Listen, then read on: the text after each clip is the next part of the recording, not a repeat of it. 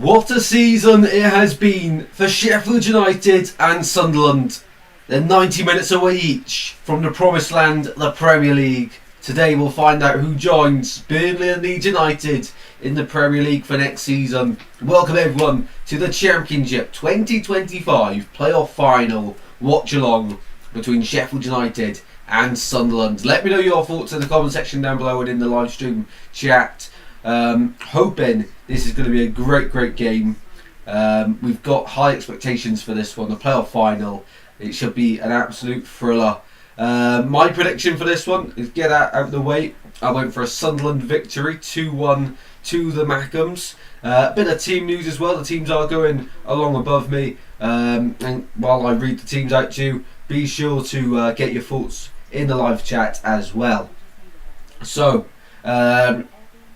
hello to Daniela, how are you doing? Good afternoon all, well, good afternoon to you as well. So, the teams in for the playoff final, starting off with Sheffield United, led out by Jack Robinson as the captain, and Chris Wilder, of course, the manager.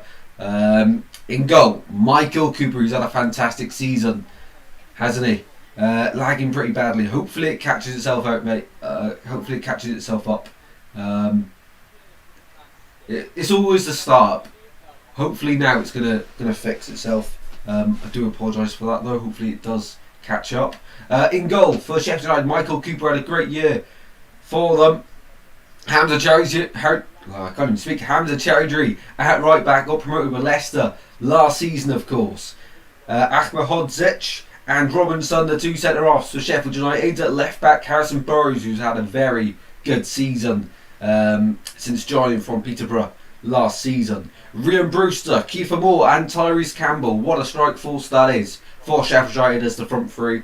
Behind them is Souza, Hamer and Peck. All been very good performance for Sheffield United this season. And as we just have a look at the benches for the two sides, we'll go through the Sunderland side in a second, but listen to this for the Sheffield United bench. This is ridiculous.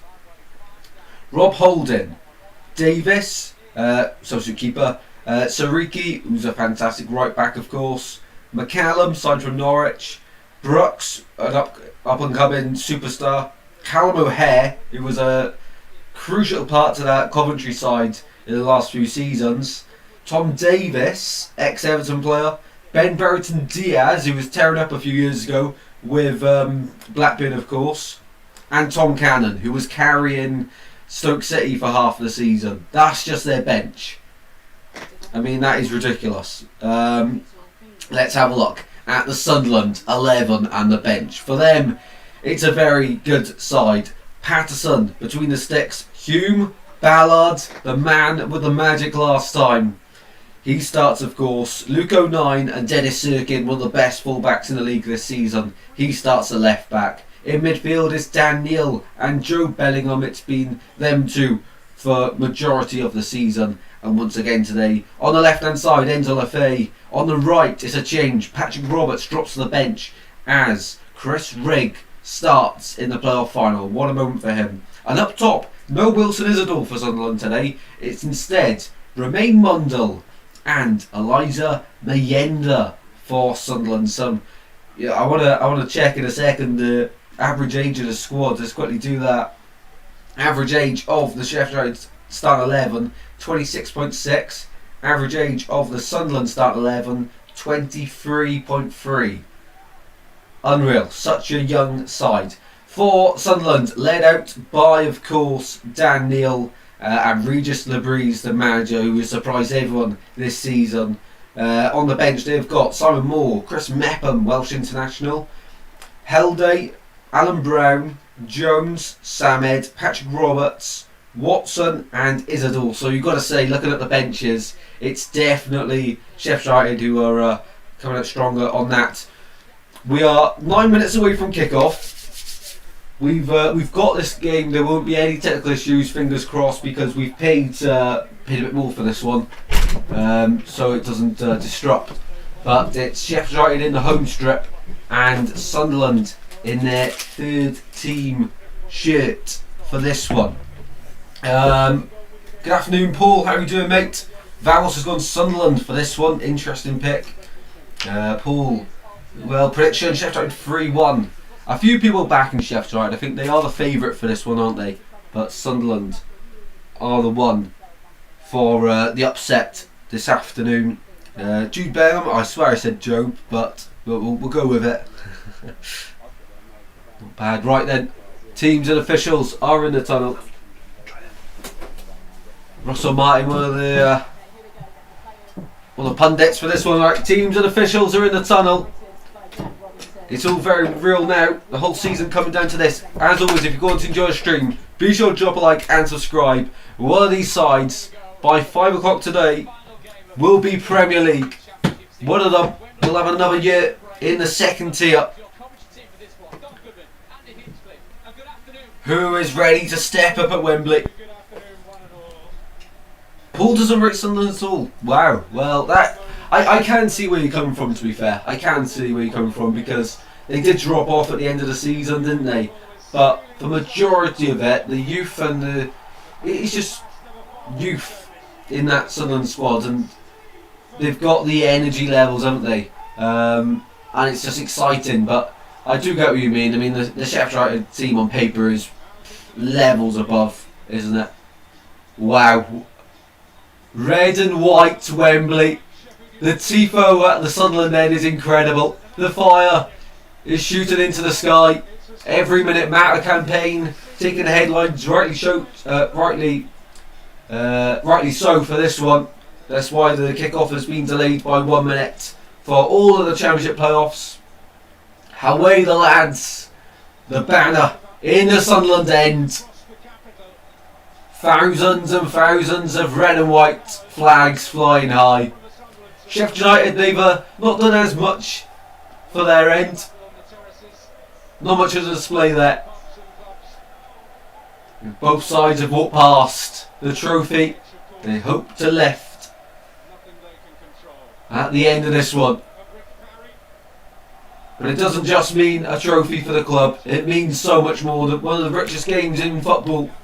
220 million up for grabs from the playoff final. That is just a ridiculous amount of money, isn't it? We all hope our teams can get to this point.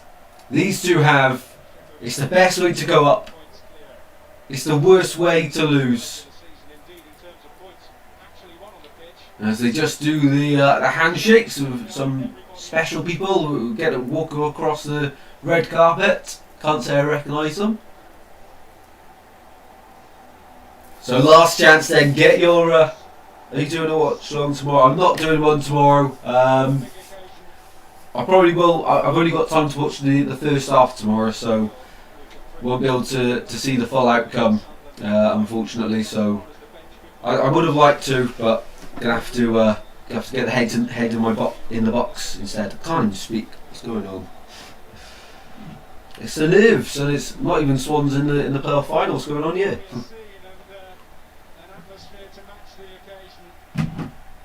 Yeah, unreal atmosphere. I mean, I'll be looking for the matchday vlogs on this tonight, from the Sunderland fans especially. But then the Sheffield United fans, they can have a great view of that Sunderland end, aren't they? Welcome in, Jembo. How are we doing, mate? How are we doing? And the national anthem about to be sung at the home of football, Wembley Stadium. Not too sure on the official numbers of the attendance here today. It should be announced towards the end of the game, of course, but I think Sunderland definitely sold out their end. I wasn't too sure on Sheffield United if they sold out their end or not. If anyone has any ideas, let us know. You can see quite a few empty seats actually in the Sheffield United end on the upper tier, and near the screens actually. But the ticket prices for this were quite expensive, to be fair. You can't blame them. And from Sheffield and Sunderland, well, Sunderland to London's quite a trip, isn't it? Sheffield's not exactly close either, is it? So it is tricky to judge, isn't it? But fair play to everyone that has made the trip to Wembley today. Hopefully for them, a memorable day. Seeing the anthem is a tad bit embarrassing, says Vamos.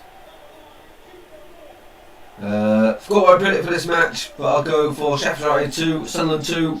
4-3 Sunderland on penalties. That would be some outcome. Wow. That would be some outcome.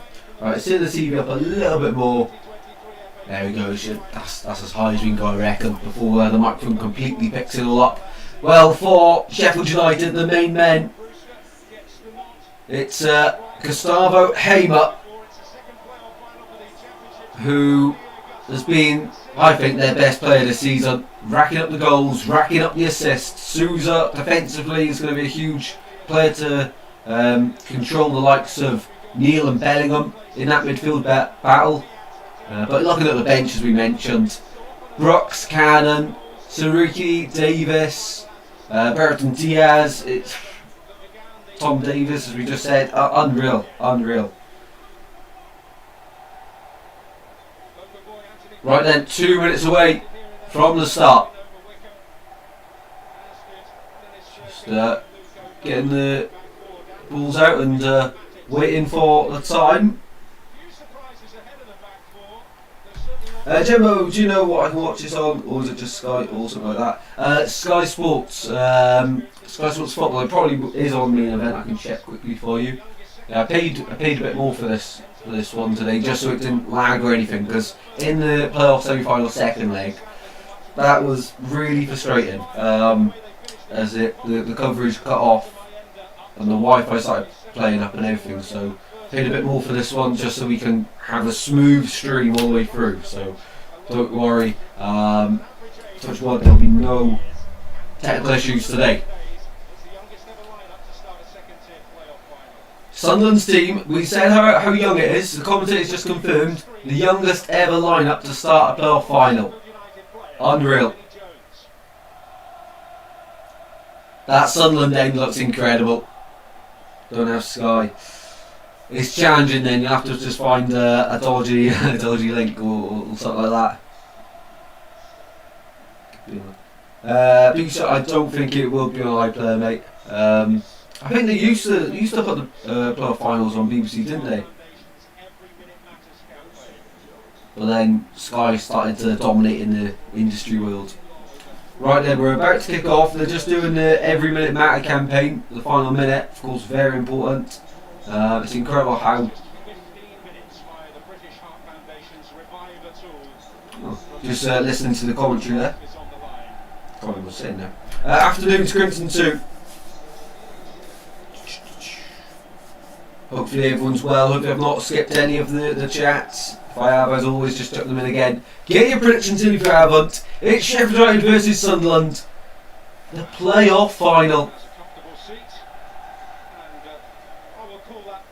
Yeah, we shouldn't have any delay on this one either.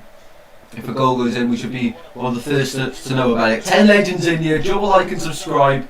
The playoff final. We are moments away from kick-off.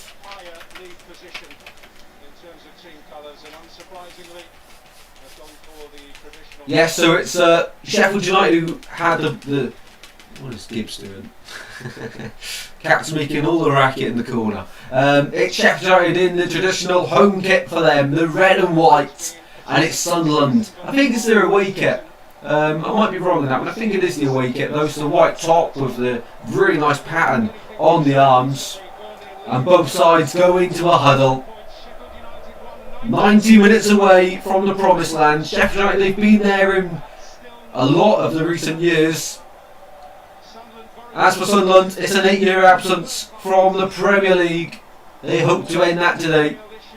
Of course, they went all the way down to League One. It took them ages to get back up to the Championship. And since they've been back in the Championship, it's been really good finishes every season, I think it's fair to say. I think last season was their worst since going back up. They finished in the playoffs their first season back in the Championship. Here we go then. It's going to be Sheffield United kicking from left to right in the first half. Depending on where the camera goes actually. From right to left in the first half.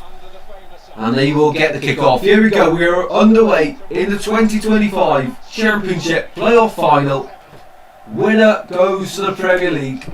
The loser has an uphill battle next year in the Championship. Straight away, Sheffield United with the long ball forward. And Sunderland with the throw-in. Sirkin. Down it goes. The early moments in this one might be, will be very interesting. Oh my word. Patterson is closed down quickly there by... Can't tell you what it was. Brewster potentially. Finding my bearings here. Well, you still having the TV screen is clear. What's going on?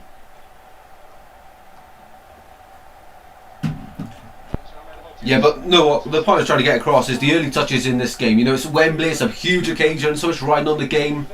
The early nerves, got to settle them quickly. Daniel there lets the ball run through him, and Sousa picks it up for Sheffield United and the Blades. On the left-hand side with Burrows. He's had some good success here with his former side Peterborough. Ball in the box, header from Moore! What a save! Huge save from Patterson. Just over a minute into the playoff final, and Sheffield United almost under the arch, going ahead. What a ball that is from Gustavo Hamer, and it's Kiefer Moore, the first header of the game. I was going to say the battle between him and Ballard today is going to be a huge one. It's a bit of a mismatch. He's got the better of Dennis Sirkin, but what a save from Anthony Patterson. At full stretch to deny that one crossing the line. There is VAR in this one. Well, a huge chance. Just over a minute into this game. Wow. Kiefer Moore with the first chance, and he really should have scored, but you can't take anything away from Patterson there. That's a great save. Sunderland caught sleeping early on. Apart from the keeper, their number one was level to it from Kiefer Moore. Great header. But that's a fantastic save. Even better save there from Patterson. Well, that would have flattened the Sunderland fans if that one would have gone in.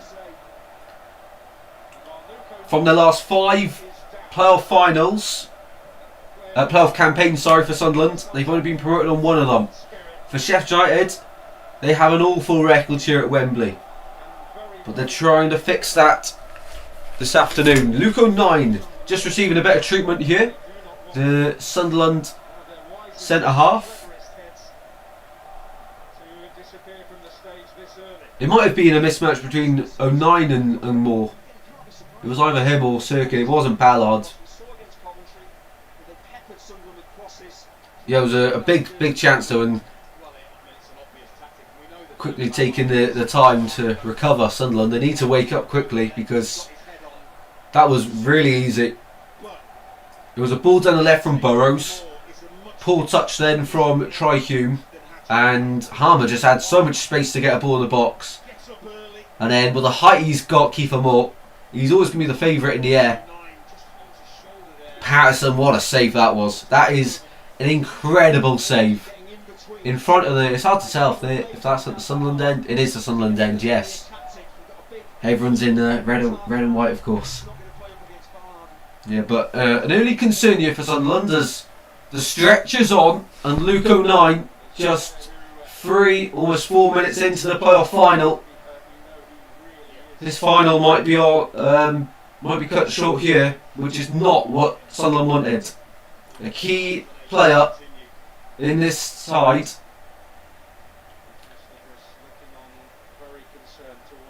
Who have they got on the bench? Sunderland as a defender. Helday. I can't say I've seen him play much football. Chris Mepham would be the obvious one, though. Yeah, it's been a tough start already in this one for Sunderland.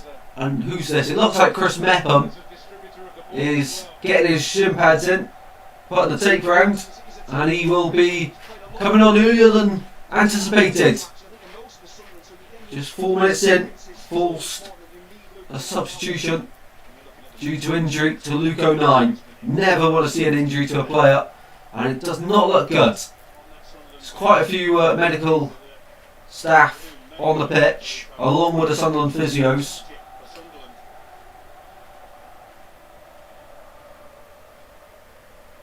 And these finals going to be cut short here. Not what we like to see. Well, best wishes to Luke 09. 5 minutes into a playoff final and having to go off. Never ideal. But he's back on his feet here. He's not on the stretcher. He might be able to continue here. As I said, we didn't really get a good look at the. Oh, he looks in some pain. I don't think he's going to be able to carry on. But I haven't seen the fall. I haven't seen how he landed, so it's hard to tell what part of him is actually the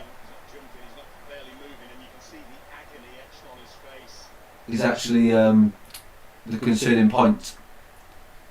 He's not had to go off on the stretcher, which is positive news, but Sunderland at the moment will play with 10 men. There's been no substitution made. Here we go. Yeah, he will be replaced. Chris Mepham is coming on, as we thought. When he got back to his feet, he looked very very convincing until the cameras went on him. But no, best wishes to Luke 09. What a player he's been for Sunderland this season. And now Chris Mepham, on loan from Bournemouth, Welsh international. But we'll already have quite a bit of added time to the end of the first half due to this injury. Happened in the second minute, and we're now in the 6th minute, so already 4 minutes from that injury. And Sunderland now playing with 10 men, and Sheff United have the ball in the box with Brian Brewster. Ball to the centre, away, up in the air. Mienda's back, helping out. Peck finds Hamza Chowdhury. One promotion last season with Leicester City. Was a big part in the end in fixing their form towards the end of the season. Hamza Chowdhury made a few big appearances and big involvements. What a ball that is from Harmer to the byline, and it goes to the centre, away by Ballard. Harmer hits an arm, but close proximity, and Sunderland get it away. It's all Sheffield United in the early stages here. Jack Robinson. Sunderland setting up to hit Sheffield United on the counter attack, just like they did in the semi-finals against Coventry. And still Sunderland are down to 10 men. Ball over the top. Brewster finds Harmer. Oh, what a chance that would have been. Poor control, but he's been able to keep it in here on the left-hand side. And now the flag's gone up. There we go. It did look too good to be true there. Brian Brewster made his run a bit too early.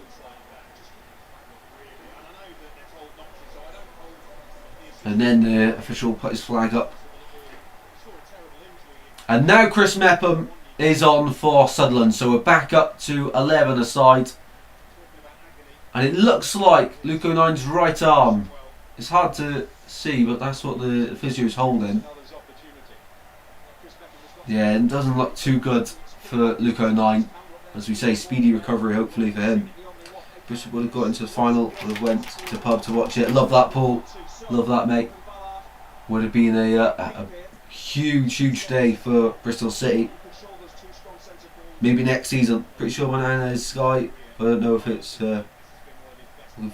worth walking 40 minutes to watch it. That's true, mate. That's true. Well, as always, get your thoughts in on the game in the chat. I'll tell you every action throughout the game if you aren't able to watch it. Next best thing is to join us here. Hopefully you enjoy the coverage. Peck, long ball forward. Campbell chasing. Second ball won by Harmer. And free kick given the way of Sunderland. Taken quickly by Bellingham. Now here's Dan Neil. Onto the right hand side is Rigg. Bit of urgency from the white shirts, and now they decide to go back and slow the play down.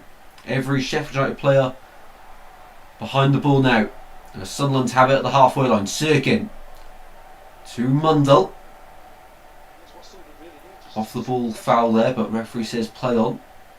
Ballard.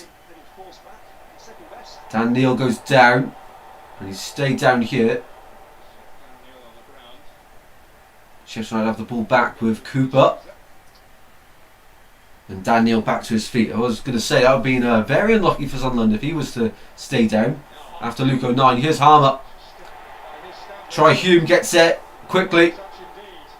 Tackles flying in here. Everywhere. Left, right and centre. Tackles flying in. Hard to keep up with that one. So 10 minutes played here in the playoff final. Sheffield United were definitely the better start. But still, the most important stat, the scoreline, and it's still 0-0. Robinson searching for Kiefer Moore. Edge of the box. Campbell beaten to it by Ballard. Took his time to get that one away. Was bouncing in the box. And throwing on the left hand side here for Sheffield United. Yeah, Kiefer Moore causing Sunderland trouble early doors in this one.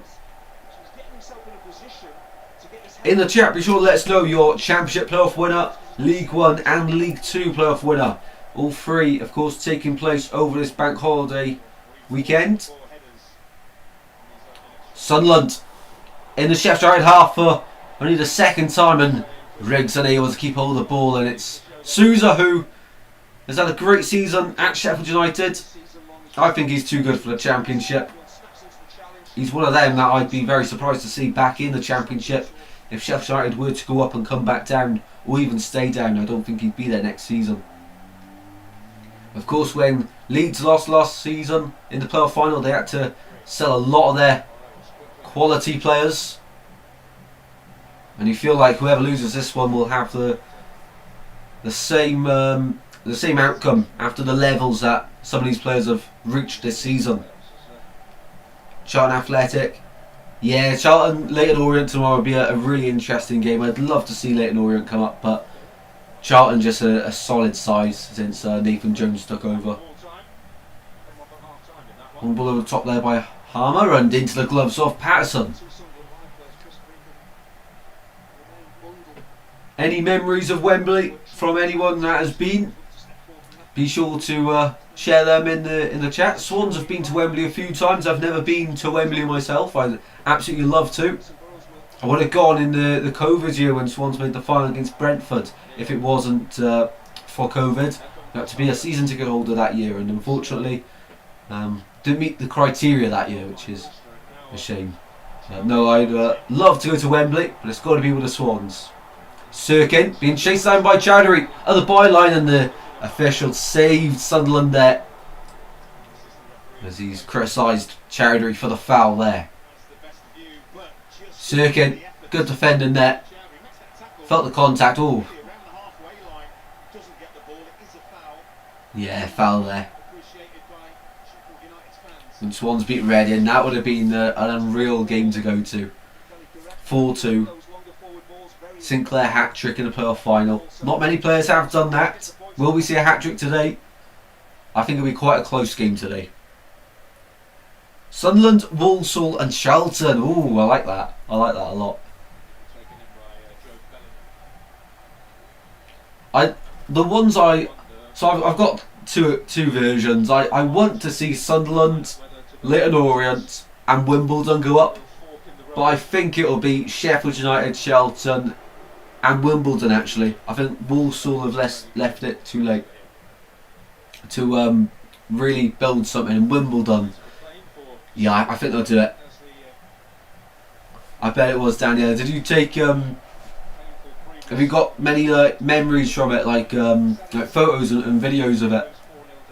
I think there's one video of the Kev John speech on YouTube. It's just a great throwback. What's going on today? Rushing everything I say. Bit of head tennis here at the edge of the Sunderland box, and it's Sheffield United with the ball in the box. Goes out to Brewster on the right hand side here. The white shirts of Sunderland are back. A slip in the box, and it's Tyrese Campbell who pulls the trigger, but it's blocked. But Sheffield United maintaining possession here. They've had quite a lot of the ball in the early stages. Quickly going to get the stats up just to have a look. So 57% possession for Sheffield United so far. I thought that was going to be a bit higher, I'll be honest. Sunderland's really struggling here to get a foothold in the game. They can't get out. Can't get into the Sheffield United half. Now here's Meppen. Needs to just slow the game down a little bit. Ballard now. And it's what they're doing. Try Hume. Finds Chris Rigg. Just trying to Invite the press here from Sheffield United. To Patterson.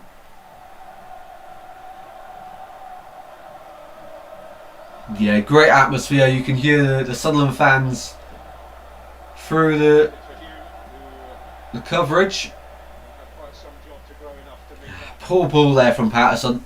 Out to try Hume, and once again giving up possession too easy there. When you're not getting much of the ball, you really need to use it well and protect it, and that's just really wasteful there from Sunderland. Here's Burrows. Back it goes. All the way to Cooper in goal. Some pick-up from Plymouth. Highly rated goalkeeper, even when he was in League One. And then as soon as Plymouth got to the Championship, of course, he suffered quite a few injuries, unfortunately, for him. But this year he's done very well. Was in the race for the Golden Glove, and if Trafford wasn't so good, may have won it. Here's Rigg on the right hand side, holding up the ball, waiting for a movement ahead of him. Joe Bellingham, back it goes. Loads, love that. From the time we boarded the coaches to the time we came home, bus 32, I was on a magnificent sight and all coaches. The convoy heading up to the info. Awesome, love that. And Sunderland, just like that, win a corner. Mundell getting the side up the pitch, and it's the first time in the 2025 playoff final we've got a corner kick. Sunderland, Sheffield United, will be aware of Sunderland's threat, having seen what happened in the 123rd minute of the playoff semi-final second leg, with Dan Ballard heading home. Well, he's up here with Chris Mepham. Sunderland corner from the same side that they had that incredible moment from. In it goes, and too close to the keeper there, easy to collect, and now they're away quickly. And Sunderland haven't got many players back. Souza, back it goes to Rian Brewster. And now out to the left hand side. Sunderland with players back this time. Over the halfway line they go. But it's Reg who's got the better of Hamer there. The referee says it was unfair, and Harry regained possession. I can't wait for the prediction videos for 25-26. So many great teams in the Prem and Championship. Love that, Jembo. Yes, very exciting time to be a football fan. Next year's Championship, I mean, every year we think it can't get better than this, can it? And it can. Wrexham and Birmingham coming up, and automatically their first aim probably isn't just to survive. It's, can we do an Ipswich probably, or how high up can we do? Can we finish? Can we get a playoff push going? They've definitely got the budgets to do it. Straight away going into the top 10 budgets in the Championship, each of them. Financial powerhouses. We've got Southampton, Leicester and Ipswich coming down, who will be favourites to go up as well. And we've got the teams who are doing well this year, who failed to get promoted. The likes of one of these will be favourites once again to go and finish in the playoffs, if not any higher. Bristol City, can they go again next year? And Coventry, the squad they've got is incredible. And then you look at the teams below them who are developing good projects. So next year, honestly, there's so many teams who could finish in the top 6, but only 4 can. In the playoffs, of course, and then you've got the top 2. Not great maths there from you. I have a game to watch, Aberdeen v Celtic in Scottish Cup final. Ooh, interesting. Love that, Jembo. Aberdeen versus Celtic. Well, Celtic the favourites for that one, wouldn't they be? But Aberdeen a good side. We are 20 minutes in to the playoff final. Yet to have a goal. It was only the one goal that separated the final last year. Adam Armstrong with that goal.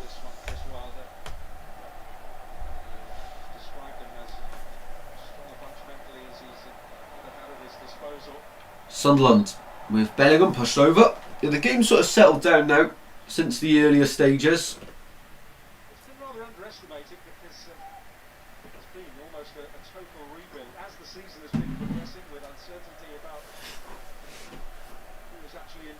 Ballard for Sunderland. 20 minutes on the clock. Dennis Sirkin. They're just trying to build up the tempo here, Sunderland. In the midfield now with Enzo Lefebvre, who's dropped inside here. A bit of a tactical tweak from Regis Labrise. They're getting ran over in midfield. Bellingham, some really nice play there, and he spreads the ball out to the right hand side. Over the halfway line, Sunderland go. They're growing into this game. Ballard, down line it goes. Try Hume. Won't be able to get to that one, but it's really good play. Nice idea there from Ballard. And Sunderland just tweaking a few things. Enzo Lefebvre and Chris Rigg coming inside and letting the fullbacks maintain the width instead, allowing them to have more players in the midfield to compete with Sheffield United, because in the opening 10 minutes it was all Sheffield United. That midfield battle wasn't really a battle.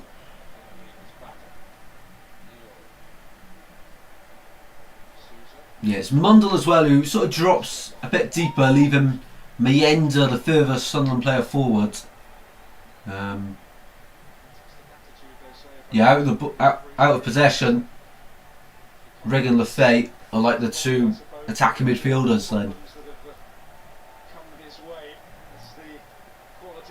Here's Robinson. Over to left hand side for Burrows. Long ball forward. Chasing on to that one is the keeper for Sunderland, Patterson, and he wins the race. Whenever you come out like that, you have to win the ball, but Campbell was offside anyway.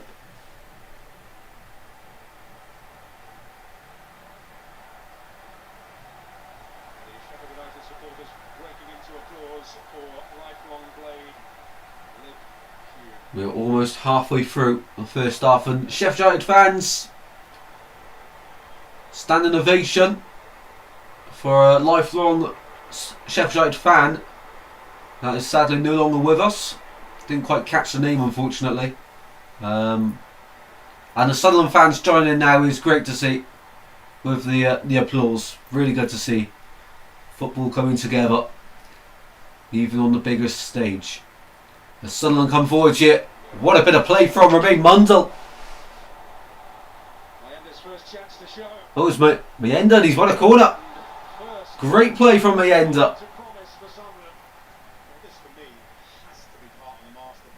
He's picked up the ball on the halfway line, found a bit of space on the right hand side, drove all the way into the box, and then Robinson gets that final touch to play out for a corner.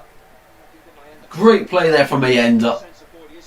He was really good in the playoff semi-finals, wasn't he?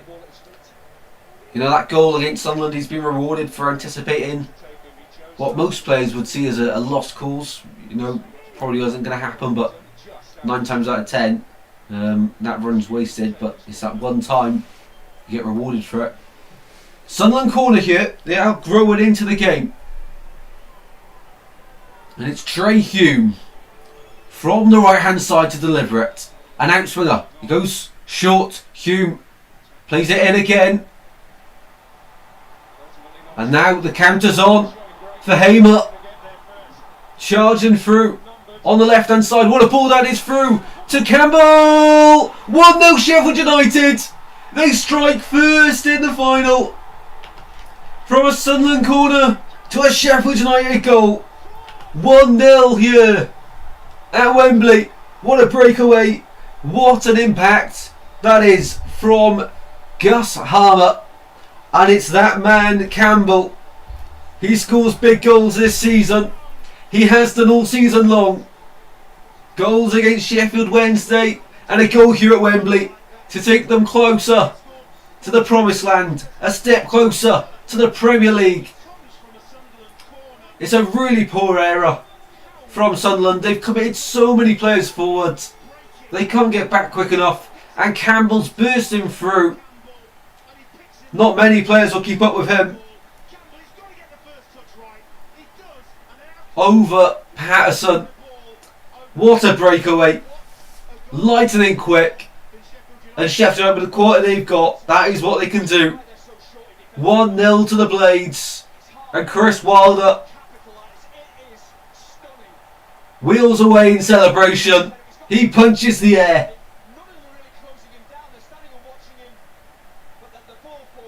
1-0 to the Blades. It should have happened in the first minute. But better late than never for Sheffield United. 1-0. 1-0. Only one goal separated the final last year. Will it be the same this year? I hope not. Hopefully we have some more goals. But just as Sunderland was starting to grow into the game, then bang, Sheffield United punished them on the counter. 24 minutes into the game for that goal for Campbell. His first at Wembley today. He's been in a bit of a goal drought, hasn't he, Tyrese Campbell? Best scoring season of career with 11 goals for Tyrese Campbell. Of course, at Stoke he had so many injury problems. Picked up on a free in the summer. Went to Sheffield United, and what a signing it's been. Jimbo. Players have been put on the pitch, causing a delay in the match. Come on, Sunderland, says Aaron. Welcome in, Aaron. Hopefully doing well, mate. Right to you. Welcome in. Hopefully you're well. Sunderland up the other end, and Mienda heading over. Paul says he told you, Sheffield United. You did, you did. But still a long way to go yet. Still an hour left to play. And a bit, really, because of the injuries we've had in the stoppage. 1-0 Sheffield United. And Cooper with the goal kick here for Sheffield United. All you can hear now is the Blades fans inside Wembley. Sunderland fans are silenced. Still in days, absolutely. Of course, we've seen some incredible playoff finals in the past. You know, when Swans got promoted against Reading in 2011, we went 3-0 up and then 3-2. And I thought we were going to bottle it, and then ended up getting a fourth and seeing the game out.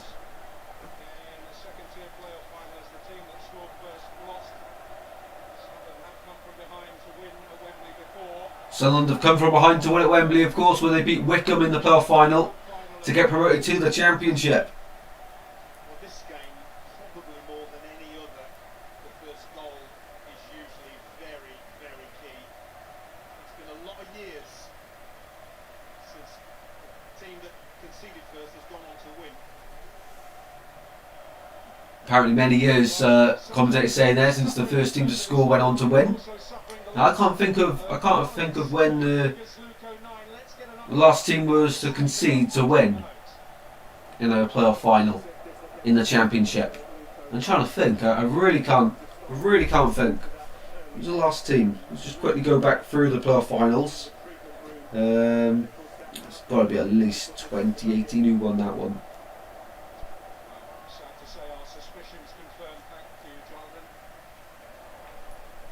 Bellingham, over to the right hand side. Next goal in this one is massive. Let's not forget that.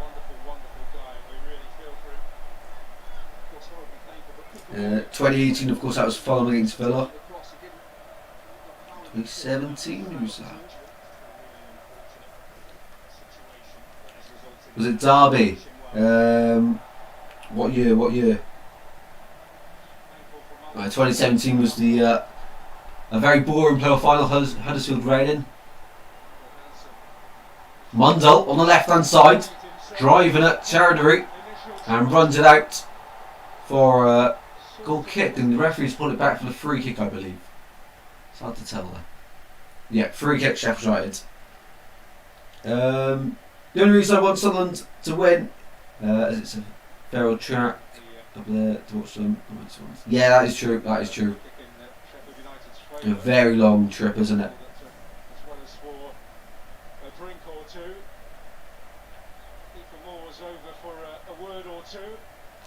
2019. I think they lost to. Did they lose to Villa? 2-1. Right.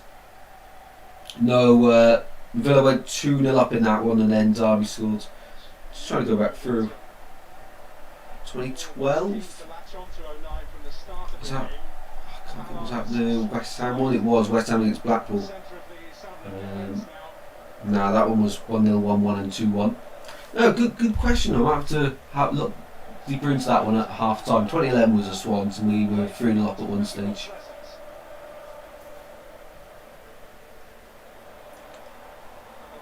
Right, ball in midfield here for Sunderland with Bellingham driving through. Now Neil. All backwards. Patterson collects the pieces. Half an hour played here at Wembley. 1 goal scored. A long way to go though. Over to the right side, it's Sunderland. Bringing the energy. Hume, first time ball in the box. Shot blocked. Away by Sheffield United, and Sunderland now. Coming out of the traps.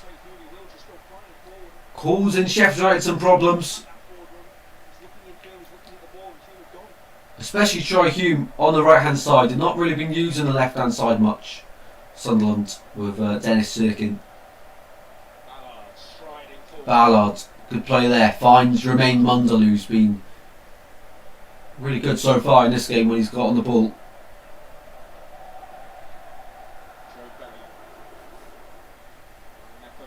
Mepham finds Troy Hume. Finds Ballard once again. Both of these sides, they won the home fixture in the league when these two sides met. Dan Neil. Inside it goes. Now Bellingham over to the left hand side it goes. Sirkin continues it down. Mundell to the byline. And goal kick, I believe, that one. Well, they do go on the left hand side. They're doubling up Sheffield United on Mundell. It's Chowdhury and Brewster.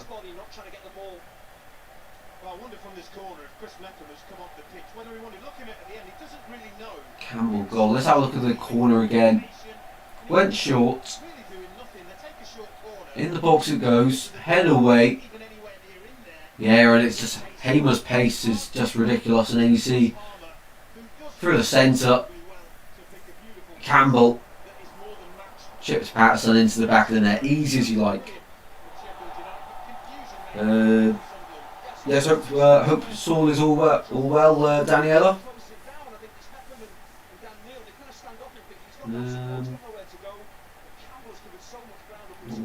Oh wow. Hopefully he's okay, Daniela. Send him our best wishes.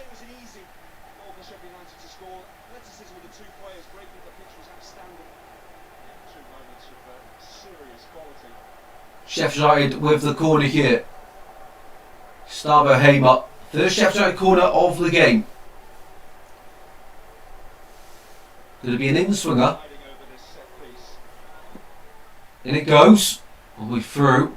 Shot. It's in! 2-0 Sheffield United. Harrison Burrows scores again at Wembley. This time for the Blades. This time to take them a step closer once again to the Premier League. What a hit that is! What a goal! What a goal! 2-0 to the Blades! And you really do think that might be that? 2-0 up. Well, we were talking about last time someone's come from behind to win. When's the last time someone's come from 2-0 down to win? Oh, this one could be checked. What a hit that is. I think that's a fight. You can't rule that one out. You can't rule that one out. 34 minutes on the clock. You can't rule that one out, I'm sorry. It's going to go to VAR, but this should not be ruled out. That's a fine goal. If this gets ruled out, the game's gone. Possible offside. He's running away from the keeper though.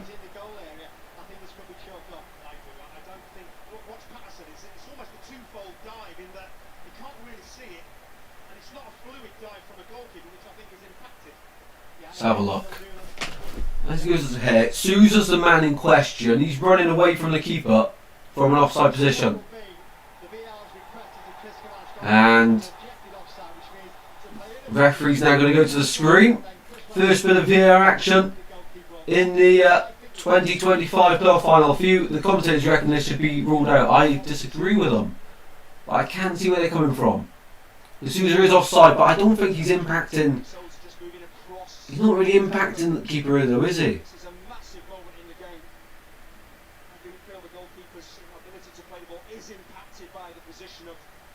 Is it? This could be huge for Sunderland. It could keep them in the game. They're going to rule it out, aren't they? Whenever the referee goes to the screen, they always change the decision.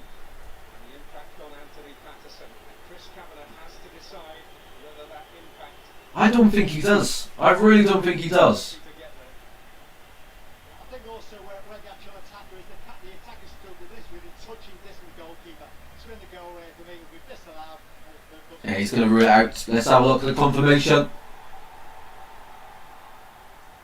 Oh, he's going to announce it. After review, Sheffield United 21 is in the line of vision of the goalkeeper. He's in the vision of the keeper, so goal ruled out.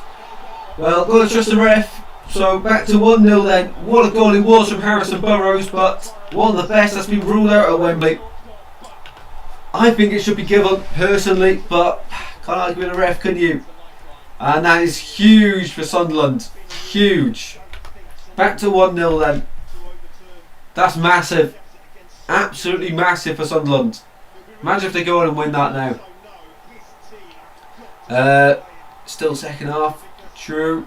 Aaron, is this the most lucrative one-off game in world football? Pompey. Pompey will be here soon. But it's the one with the most money riding on it. 220 million to the winner. And as it stands, it's going Sheffield United's into Sheffield United's back pocket at the moment. Here's Ballard. Sunderland have started to take the game a bit more to Sheffield United, but they're getting caught out. They're committing too many players forward from the set pieces, which led to the first goal. And that one just not getting out from to the second ball quick enough. No worries, Jembo, mate. No worries at all. Really do appreciate you being here as always, as well as everyone else who has tuned in. Thank you very much. It means the absolute world.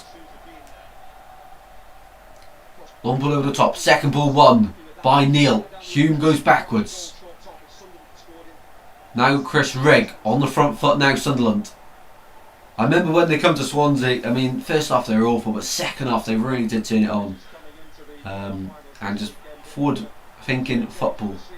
Here's Mayenda to Mundell to Joe Bellingham. Across to Troy Hume. Floats one into the box. The acrobatics are about to come out there from Chris Rigg. Just couldn't connect with the ball. What a moment that would have been for him. I think he's only like 18, 19, Chris Rigg. And he's starting in the playoff final. That's everyone's dream, isn't it? That's how old is he? Chris Rigg. 17. I mean, that just goes to show, doesn't it? 17, and he's starting in the playoff final.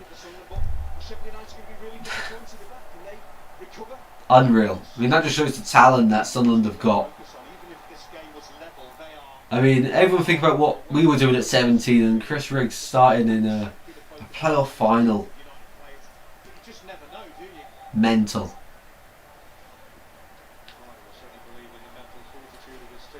So, Sheffield United had 4 shots, 2 on target. Sunderland have had 1, none on target. 60-40 possession in favour of Sunderland now. Try Hume. Rigg. To Daniel. Switching the point of attack over to the left hand side, but I will say Sheffield United are very organised. Long ball over the top. Ball touched by Mundell, but he was offside anyway. Daniel's going to 7 minutes added on. I'm quickly just going to, I think we might be, although it says live, are we a bit behind? Let's quickly click off and click back on. Whatever channel is it on?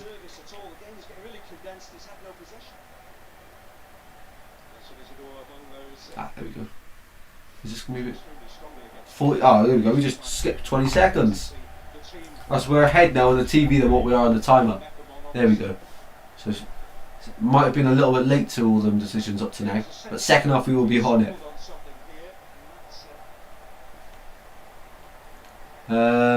If interested, Aberdeen 0, Celtic 1. Ooh, interesting.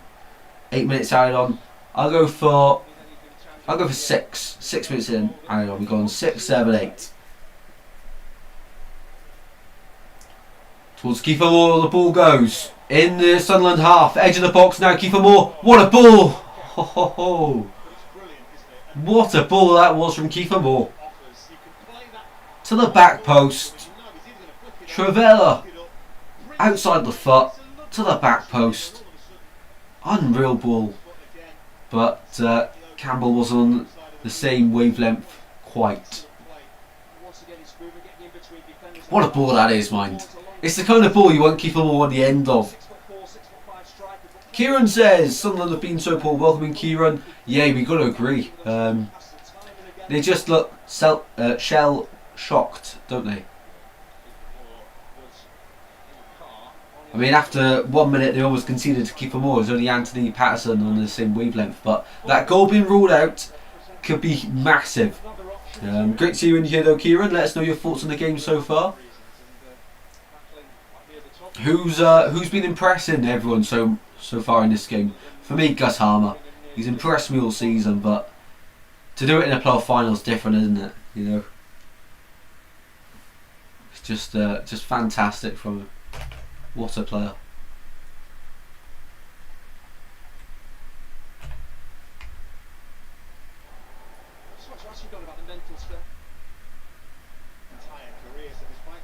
Ball on the far side now for Sunderland with Bellingham. Inside to Neil, he's got a bit of space to turn. Finds Rigg. Kieran says, I was watching it, but turned it off when Single went in. Didn't realise it had been ruled out. Oh, right, okay. Yeah, because Vinny Souza was in the line of the keeper apparently. I think that should stand because he's moving away, but I guess he is sort of in the line of the keeper. I don't know. I personally think that should have been given, but a lifeline for Sunderland. So some food but still listening. No worries, Daniela. What are you cooking? Nice.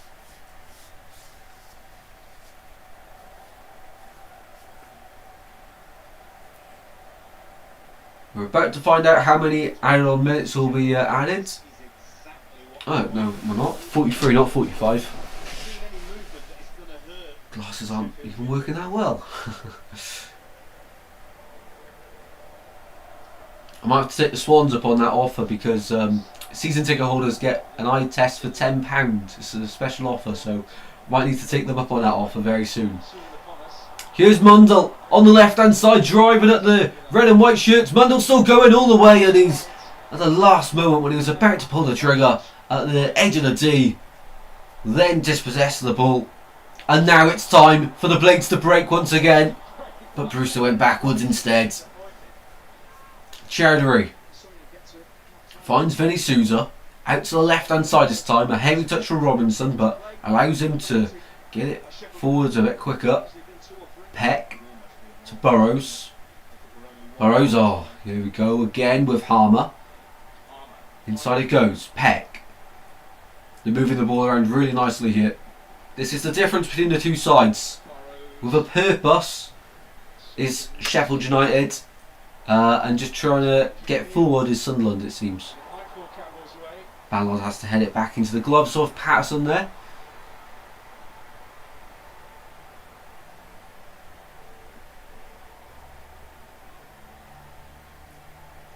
It's one of the best weekends for football in the calendar, the playoff final weekend. Championship, League 1 and League 2. Unreal. We've got 8 minutes added on to the end of the first half here. So well done to Paul and Jembo. Bingo for you two. After seeing 8 minutes. Quite a long time, isn't it? Of course, with the VAR, we had the injury, which took about 4 to 5 minutes. VAR, as we say, which took about 3 minutes. Yes, it's probably right. And the goal celebrations. Yes, probably right actually.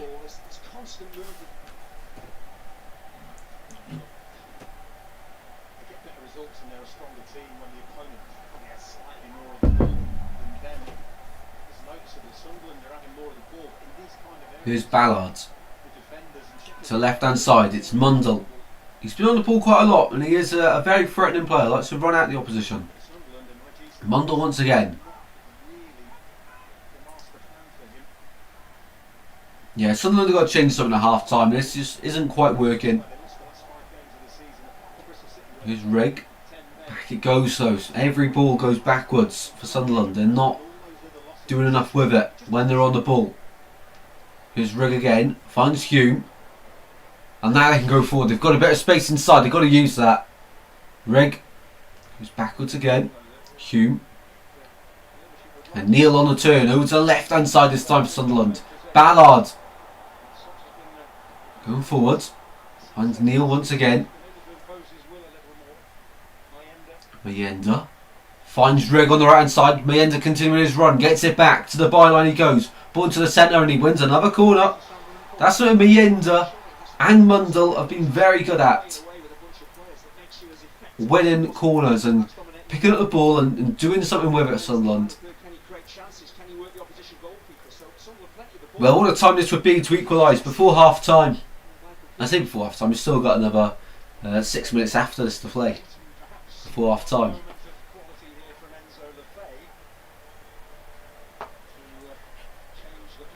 Enzo Lefebvre for the corner from the right hand side, outswinger. Into the box this time. And it goes, headed away. And watching them get hit on the counter like they did for the Torres Campbell goal. Rigg wins this one. Out to the left hand side. What a ball that is, by the way. And Burrows able to get it clear.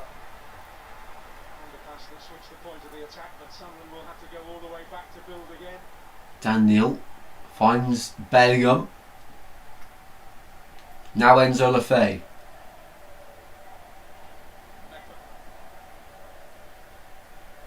Driving forward. Over to the left hand side once again. Mundell.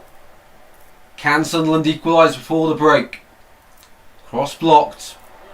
Brewster was equal to it. Well, it's interesting to see how Brewster's come in at Sheffield United as a striker and evolved really further back. Then he went to a more of an attacking midfielder, then more of a right midfielder. Ball into the centre away by Sheffield United. Sunderland though beginning to threaten. Harmer. Up it goes to Campbell. Back to Harmer. Flick it on, but asking a bit too much of Kiefer Moore in that situation there. 48 minutes on the clock. Mayenda. He's got Rigg on the outside. Mayenda push. That's got to be a foul. No? I don't know. Sheffield United got a bit lucky there. Vinny Souza.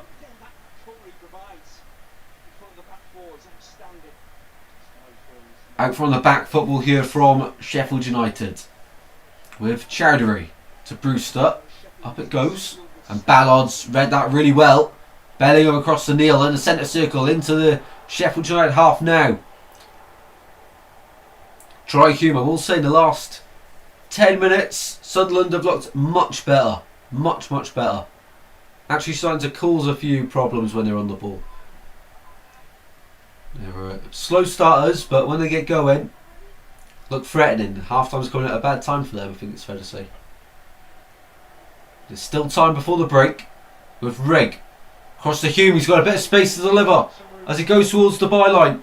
Hume, in it goes. Away by Chowdhury. Neil brings it down, really good touch that.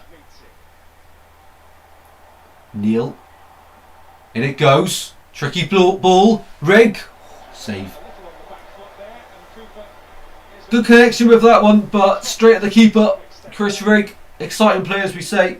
Very hyped to be... highly hyped, sorry, to be the next best thing. Man United's being linked with him. And Sunderland just starting to grow into the game a little bit more now. Sheffield United just making it difficult for them. But Sunderland weren't really doing much with the ball until that second goal got disallowed, and now that's a huge wake-up call. It's at their last lifeline now, so they've got to be much better and value the ball a lot better when they're on it. As always, if you go on to enjoy the stream, be sure to drop a like and subscribe. We are one away from the next multiple of 10, of course, so be sure to change that for us. Ball out to the left hand side for Mundell. Down line it goes. That's a really good ball, and somehow Lenzo Lafay's got there in between Ahmedhodzic and Chowdhury.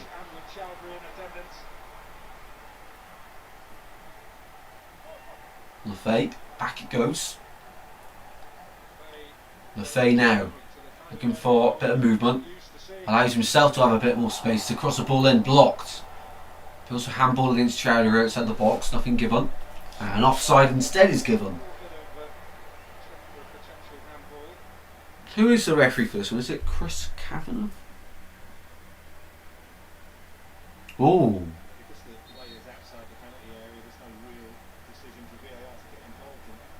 Outside the penalty area, I don't think it strikes his hand, so I think he didn't give handball for that. I think he just put himself just. Well, commentators say it didn't strike his arm. I'm not too sure. That angle, it didn't look like it didn't. Who is the ref for this one? Let me find out. I don't even say on this app anymore. Great. I'm pretty sure it's Chris Kavanagh, the referee for this one. And we're about to finish the first half here. Final few seconds as Burrows goes forward. Second ball won by Moreland. Poor pass after that. Trihume. Back to Patterson now. Well, Sunderland left it late in the second leg to get to Wembley. They're leaving it late here as we come to the end of the first half at Wembley in the playoff final.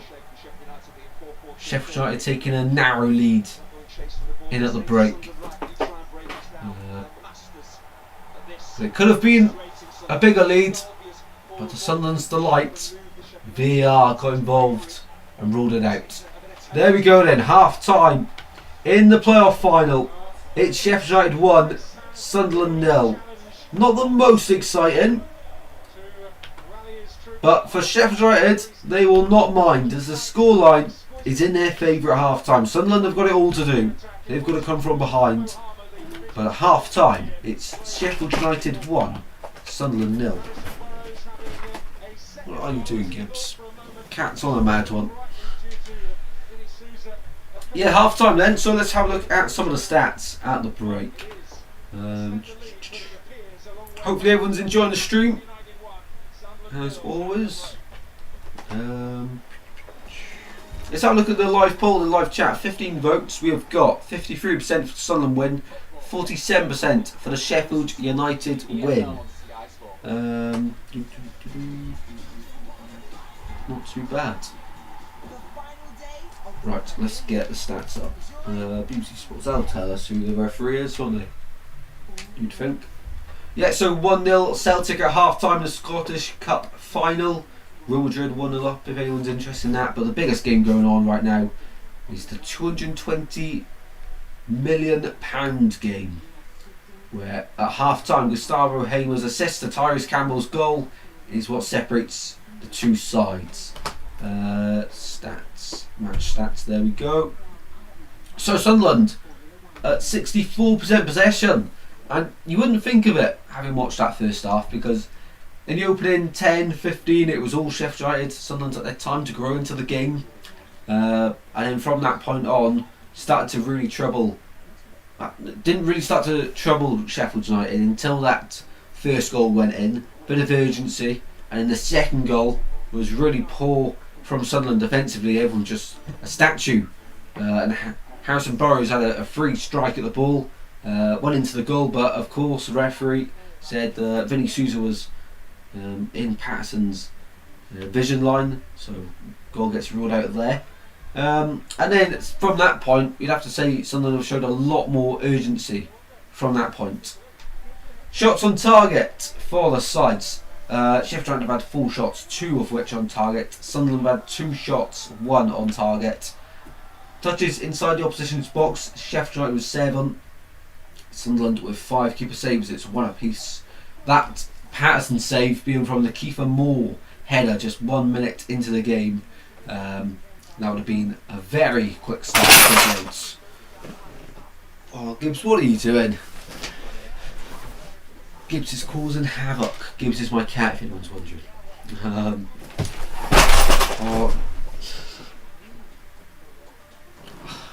Just determined to wreck everything, aren't you? 3 corners to 1 in favour of Sunderland in the first half as well. Head to head in the two sides. Of course, Sheffield United finished the season with 90 points. That's 14 more than Sunderland's 76. They finished 3rd and 4th respectively. And I mentioned this in the prediction video as well. The recent way that the winners of the Championship playoff is going, playoff final, the last few years we've seen 3rd and 4th place. Whoever finishes in 3rd wins it, and then whoever finishes in 4th wins it. Alternating every year. If that is to continue, it would see 3rd place win this season. In Sheffield United, of course, last season 4th placed Southampton won the playoff final against Leeds. So it's always alternating. Next year, whoever finishes 4th will go up in the playoffs. It'll be theirs to lose. With the way it's currently going, that means Swans will finish 4th next year and go up. Hopefully, fingers crossed. 11 legends in you. Thank you all very much for tuning in.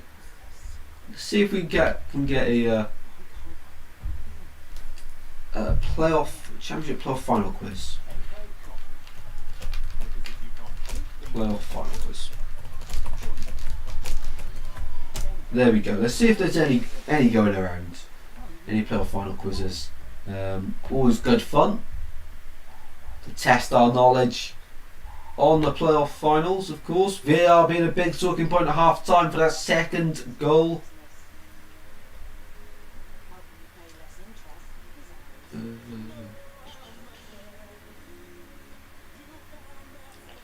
Where is it? I think I saw one earlier. There's the quizzes. Of course, this year has been incredible for the trophies, with Crystal Palace, Newcastle, Tottenham even winning a trophy. And now, 45 minutes away, are Sheffield United as it stands. Leighton Orient's big chance after 43 years tomorrow. That'll be a brilliant game.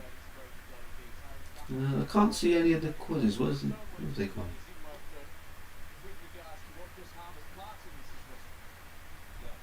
Postecoglou got a £2 million Europa League bonus after winning the Europa League. That is incredible. £2 million. To be fair though, no one's won Spurs a trophy for a while, so fair play to him. He put his money where his mouth was at, and said he'd win them that trophy, didn't he? I can't find this quiz. Championship.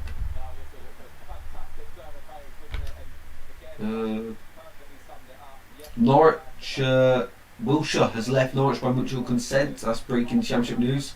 Patterson has joined Watts in joining Plymouth Argyle. Watts left Exeter City. Here we go. How would you know championship playoff finals? I took my time there, but we're here at long last. That's a really good panel that the Sky Sports have got on for this one. Russell Martin involved.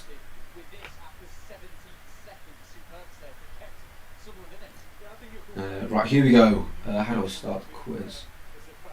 How well do you know championship playoff finals? Ooh, yeah, let's go.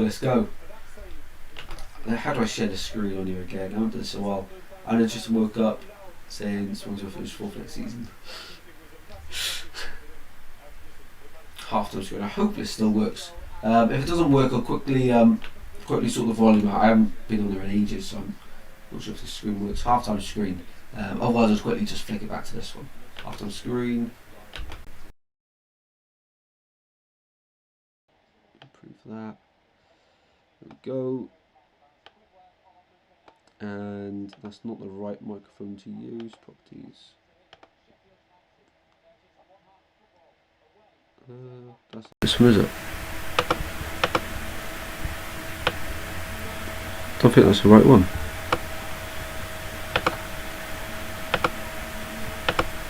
Ah, there we go. The toner one.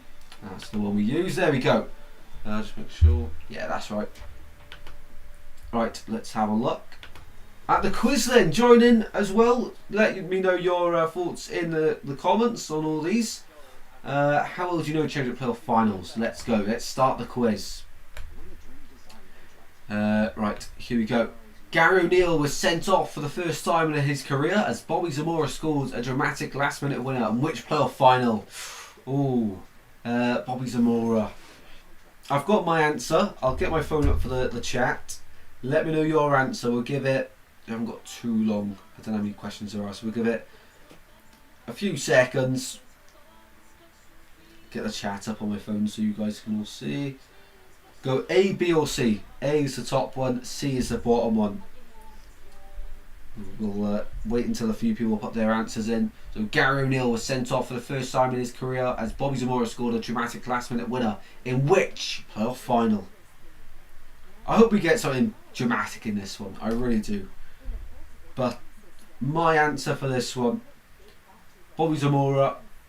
I know he played for QPR. Paul's gone for A, West Ham versus Blackpool in 2012. I'm pretty sure it's QPR Derby 2014. Get your answers in as well. Let's see if that one's correct. Will it tell us? Where do I have to go to submit the answer? Choose. Correct. Let's go. QPR midfielder Gary O'Neill was dismissed after an hour against Derby in the 2014 final, but Zamora came up with a goal to send the London club back to the top flight. O'Neill had a happy experience a year later when he was also part of the victorious Norwich City side. Ooh, interesting. A year after losing in the final minute of the Championship final, this club become the first from London to gain promotion via the playoffs with the last gap goal of their own. It's got to be. It's got to be Crystal Palace, doesn't it? A year after losing in the final. Let me know your thoughts once again for this question. A year after losing in the final minute of the Championship final, this club become the first from London to gain promotion via the playoffs. I'm pretty sure West Ham went up for the playoffs in 2012. Before that, I don't think they would have gone up for the playoffs, would they? I'm pretty sure it was Crystal Palace, but against Sheffield United or West Ham. Something tells me it's this one. I'm going to go with A on this one. Let me know in the chat your thoughts. It's either A or the bottom one. It's the bottom one. Crystal Palace beat Sheffield United. I forgot. Should have looked at the year then, shouldn't I? And then the 1997 final, David Hopkins, the hero. Ooh, 25-yard winner. Love that. Here we go. This is a recent one. Frankie Darbo centre spot kick over the bar in a penalty shootout as his side missed out on a return to the Premier League for the first time since 2001. In which playoff final? Well, this one was the Coventry versus Luton Town one. Fairly easy this one. Of course, Huddersfield Reading was 2017. Huddersfield won that one, and Fulham Brentford 2020. That went to extra time with Joe Bryan, wasn't it, with the 2 goals. Correct on that one. Next question. Ooh, here we go. Clive Mendonca scored the first hat-trick in a playoff final in which all-time classic? Ooh, this is tricky. This is a tricky one. As always, get involved in the chat. A, B or C. Now, I'm not going to lie. I have no idea who this guy is. So that makes me think it's going to be quite old. Swindon versus Leicester. Charlton versus Sunderland. Swindon Leicester. I've got it quite a lot of times, haven't I? Barnsley I'll go Charlton Sunderland actually. There we go. Oh, it's right. What a guess. There we go. It was a 1998 with Charlton striker Clive Mendonca scoring 3 times as the Addicts drew 4-4 with Sunderland and went on to win a penalty shootout 7-6 with Mendonca again amongst the scorers. And Michael Gray, the unfortunate man to miss out for the Black Cats. Wow, history lesson here. Dean Windass, of course, big name in the playoff finals, scored the only goal of which game to help his club gain promotion to the top flight of English football for the first time in their history. Hull Bristol City. Paul will know this one. That one is A. Go. 1-0 2008 final, of course. Championship final was won by a club who are now in League 2, but they were denied promotion. And the side they beat went up instead.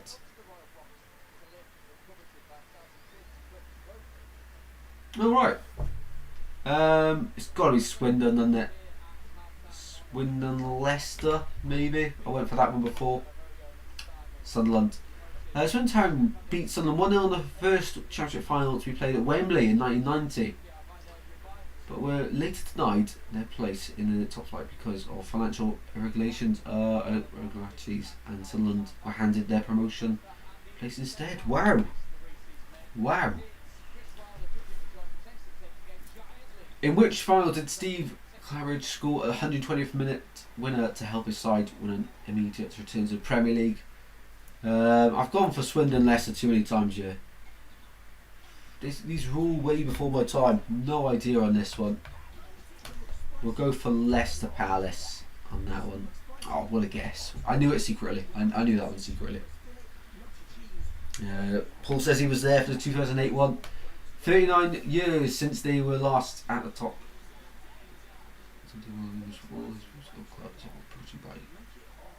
Twice to win which topsy-turvy final. Ooh, this will be interesting. Blackpool Cardiff, that was 2-1 Blackpool. This will have to be the last question. We didn't come from mine twice. I mean that one. Got to be. Oh, it was that one. Oh, shows how much I know about that one. Cardiff lost anyway. Right, that was the last one. We'll have to go back. 62%. Not awful. Not awful. Right, second half then of the playoff final. 45 minutes away from the Premier League are both of these sides, but it is Sheffield United with the advantage at the break. Paul was there as well. Love that. Love that, Paul. Right, second half then. Second half of the playoff final. Sunderland kicking towards their own fans, much like Sheffield United for the second half. More goals, please. More drama as the second half kicks off here. We are underway. Yeah, Sunderland still able. You know, next goal in this game is massive. It really is.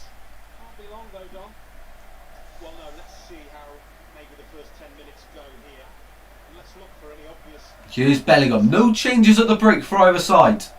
Somewhat surprised in that. Ball over to the right hand side. As Wembley begins to fill back up. Ball towards Mayenda. One back by Peck and one back now by Sunderland. A bit of a tennis in midfield, as I like to call it. And Sheffield United end up coming away. Left hand side. Ballard's got to win that. And he does. He's got the pace to beat Tyrese Campbell on that occasion.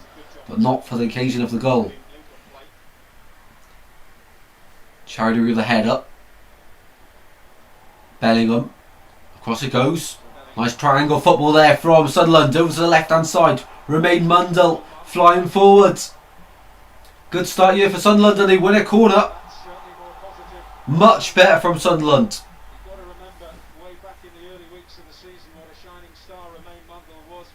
Yeah, Romain Mundell really did hit the ground running for Sunderland. Start of the season he was one of the best players. Scored a few really nice goals this year. Corner kick Sunderland. First of the second half. They're fourth of the game. Looks like they're going to go short from this one. Mundell to take. Into Lefay, the short option. They do go short. Now a bit of movement. It's off the train ground rig.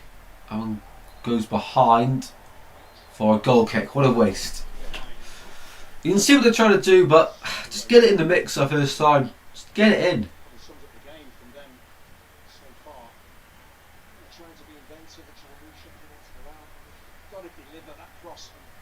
Yeah, they're trying to overcomplicate it, aren't they?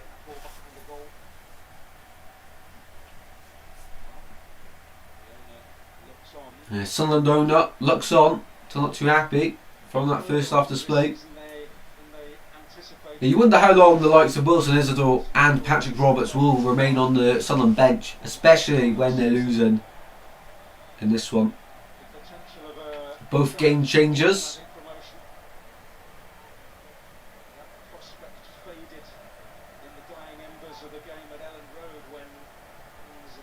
Ball over to the left hand side. Long ball from Sirkin. Mundell charging forward. Wins the throw in. That Hamza Chowdhury versus Romain Mundell battle's been really, really good. Really enjoyed that so far today. Bellingham. Across it goes. Oh, what a touch from Lefay. Across the far side. Sunderland. Ball gets stuck under Chris Rigg's feet.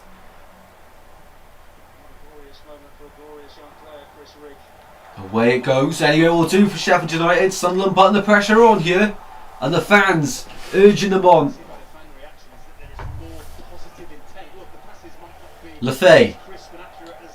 Can't get past. And Bellingham picks up the pieces. Now here's Dan Neil. Shies out of that challenge. You don't say that often about Dan Neil. And now Moore meets his match. And Chris Mepham there.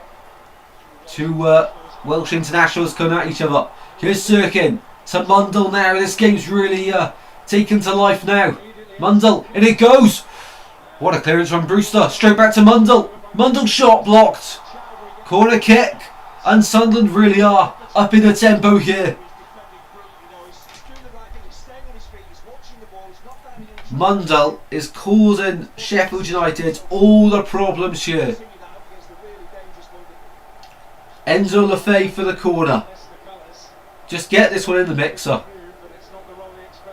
They all queue up at the back post. Lots of pushing going on, especially between Admahodzic and net. Parried away by Cooper. Neil brings it forward for Sunderland. Lefay now from deep, crosses in towards the back post. Moves back on the defensive duties there for Sheffield United. And out of play goes Sunderland. Have just got the bite about them, haven't they? They've just got that bit about them. And these fans are going to drag that ball into the back of the net in front of them if they have to. 50 minutes played. Sheffield United hanging on here after a fairly convincing first half display. Neil finds Mundell. Mundell opens up. Has the shot. And you wish he didn't when the end product's like that.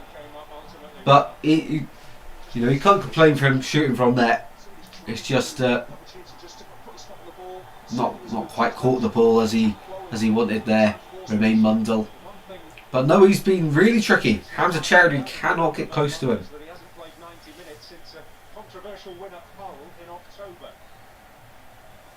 Goal kick for Sheffield United. Goes long up towards Brewster. Souza brings it back on the floor. Brewster to Chowdhury.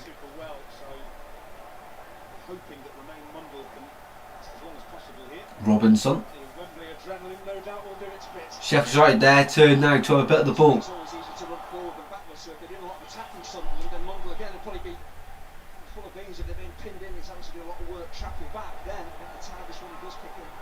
As always, if you're enjoying the stream, be sure to drop a like and subscribe. Really do appreciate the support on the stream.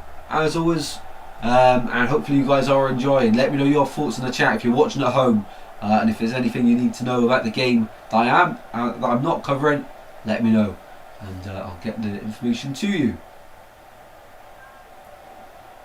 Long ball forward on the far side. Sheffield United put it back up to halfway where Sunderland regain possession, this time with Dennis Sirkin. Out to the left. Mundell, he's got space to run. This time he crosses it in, deflected into the box. Bellingham, twisting and turning. Neil, out to the right. Hume, Lefay, it's a poor touch. But still, Sunderland, until that final ball, are really good. And now, Sheffield United on the counter attack. It's 2-on-1. Moore on the left. Brewster in the centre. Moore. Shot blocked. Took too long. Brewster this time. What a tackle that is. What a tackle. And there's players still left on the floor as Sunderland go forward this time. End to end at Wembley. I don't even know who made that challenge. Such a fast-paced game now. It might have been Ballard who wins that header. Well, Keeper Moore had all the time in the world to play the ball across. He wanted the glory, and in the end took too long. It was a 2-on-1 at one point.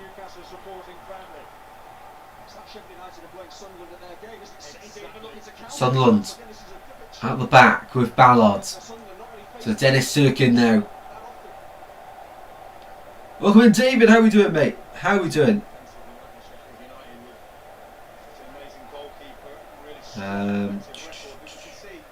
Been a while. It has been, David. It has been. Really, I've missed you. So hopefully you're well, mate. Really happy to see you in the stream, mate.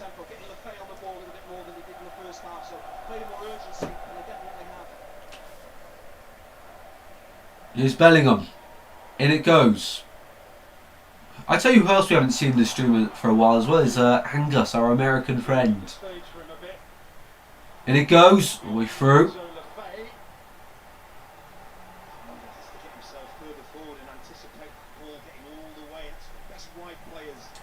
Paul is back for a bit before tea in a minute. No worries, mate. What are you having? What are you having? Aaron. Oh, here we go. What's the highest Wembley new stadium attendance? It was between a Championship and League One team, amazingly. It was between Cardiff and Portsmouth in an FA Cup final in 2000 and... Was that the 2008? I want to say 2008. I've got the teams right. I'm pretty sure. That's a really good question, though, Aaron. Angus earlier. Yeah, I haven't seen him in a while. I might have to pop a message after the stream. I've got him on Twitter.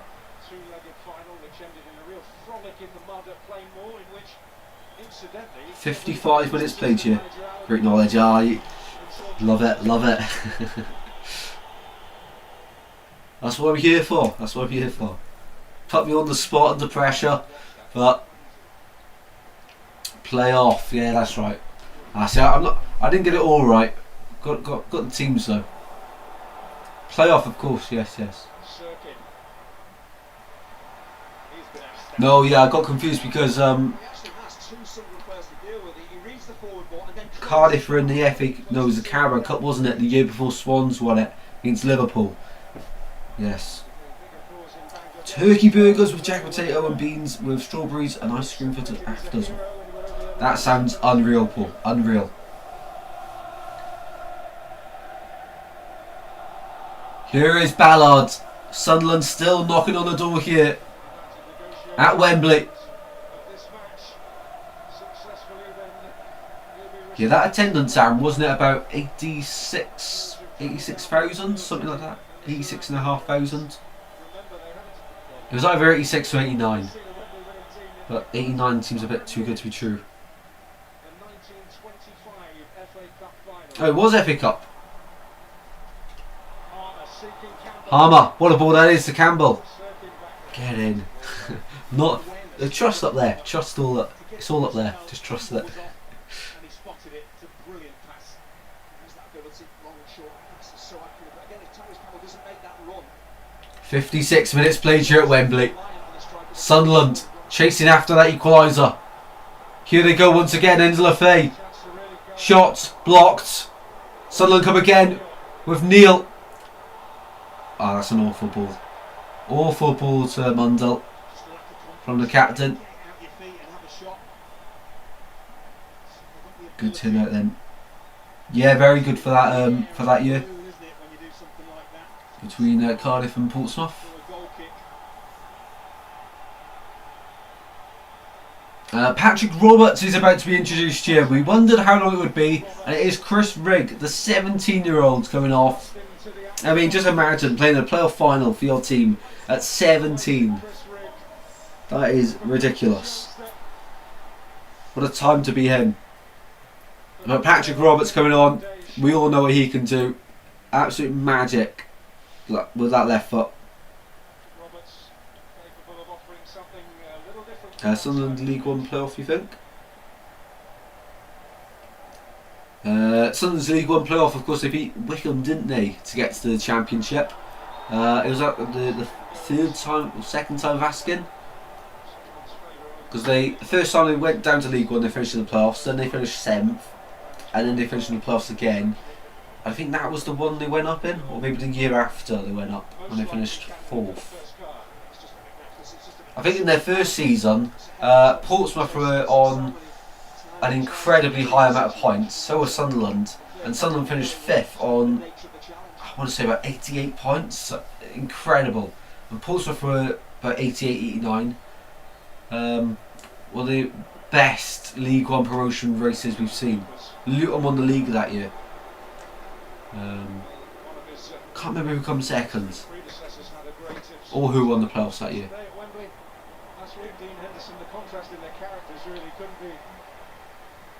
Must have been about 17-18 season. If knowledge is proving me right there. Ball out to left hand side. Here is Robinson.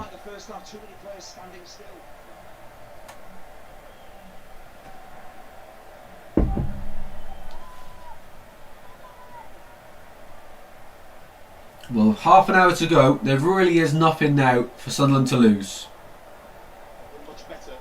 79,000 there, I think. Ooh, not bad, not bad. Yeah, that sounds about right, you know. Sounds about right. There's quite a few empty seats in the Sheffield United end.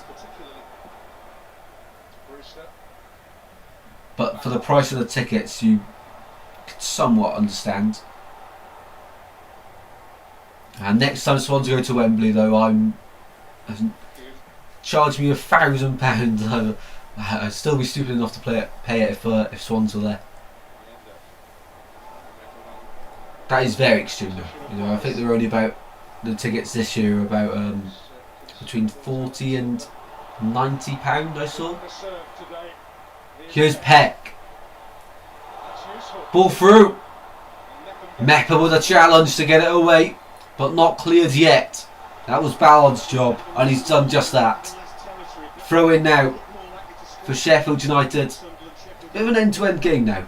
Bit of an end-to-end game.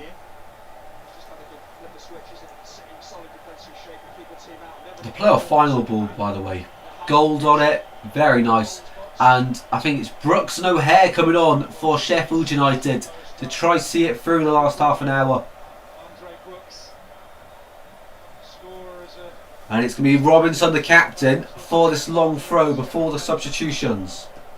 All you can see behind them in the Sheffield United end is Sheffield United fans with the scarves up in the air. And it goes. Patterson claims. He's got to try and start this attack quickly. It's taking ages. Eventually gets it out to Bellingham. But majority of the red and white shirts are out now. And back. But here's Mundell on the left. Surely he's going to produce something. Bellingham. Back to Sirkin. Neil. Nice play. Lafay lifts over the top. Not a great ball from him. And into the gloves of Cooper. It was a bit too calm there from Angel of Fate. A little bit too quickly, really. This was never really on for the Hollywood ball. Yeah, bringing on Andre Brooks and Callum O'Hare in a playoff final off the bench speaks volumes to the Sheffield United depth they have. It's just ridiculous. You know, Ben Burton Diaz, Tom Cannon, they're on there as well. Tom Davis, ex-Everton player. It's wild.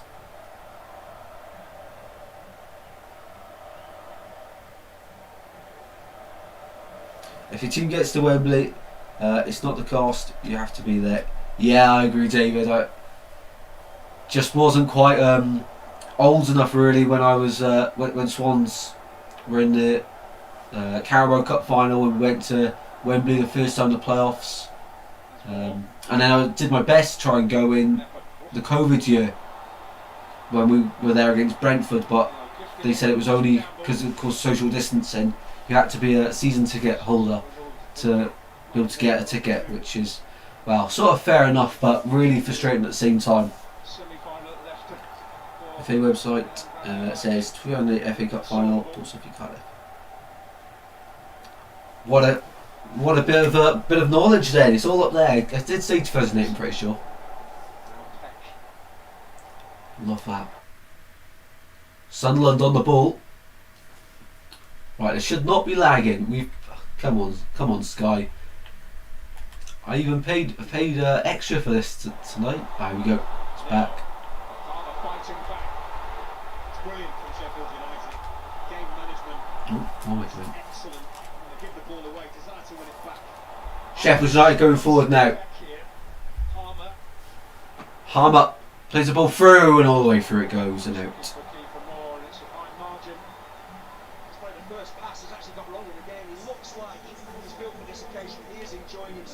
Now the subs come. Let's quickly see if we can get more up to date. There we go. Yeah, we basically are up to date. That's 58. I've been all apart from one. That's not bad going. Not bad going, David. So here we go. Substitutions for the Blades. Campbell. Tyrese Campbell. Remember the name. As it stands, he's the man separating Sheffield United from Sunderland and sending Sheffield United back to the promised land of the Premier League. He's been replaced by Callum O'Hare. And the second change is... Did I see Rhian Brewster? Yeah. Brewster for Brooks. O'Hare for Campbell. Or Campbell for O'Hare.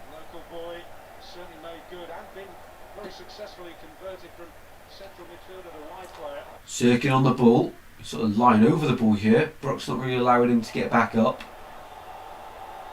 And referee finally blows for a foul, give the way of the Sunderland left back. And then he said when he tried to take the free kick, the ball's moving. I really hope this one goes to extra time penalties, you know. Really hope so.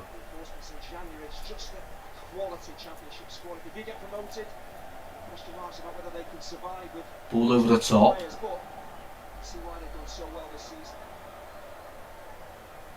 Roberts finds Bellingham. To Cirkin now. Now here's Mundell. Sunderland keep on going. Mundell. Find a bit of space in the central position. One touch football now from Sunderland. Lafay finds Cirkin. First time into the box. Turned behind by Ahmedhodzic. And it's a Sunderland corner now. Once again a roar from the Mackham's faithful behind that goal. And the white shirts pile in the box for this next movement. A corner. Sunderland's sixth of the game.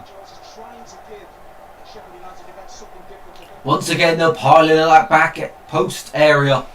But for every corner they've put it into the box. I do believe that Michael Cooper, the Sheffield United keeper, has got something on every corner they've put directly into the box.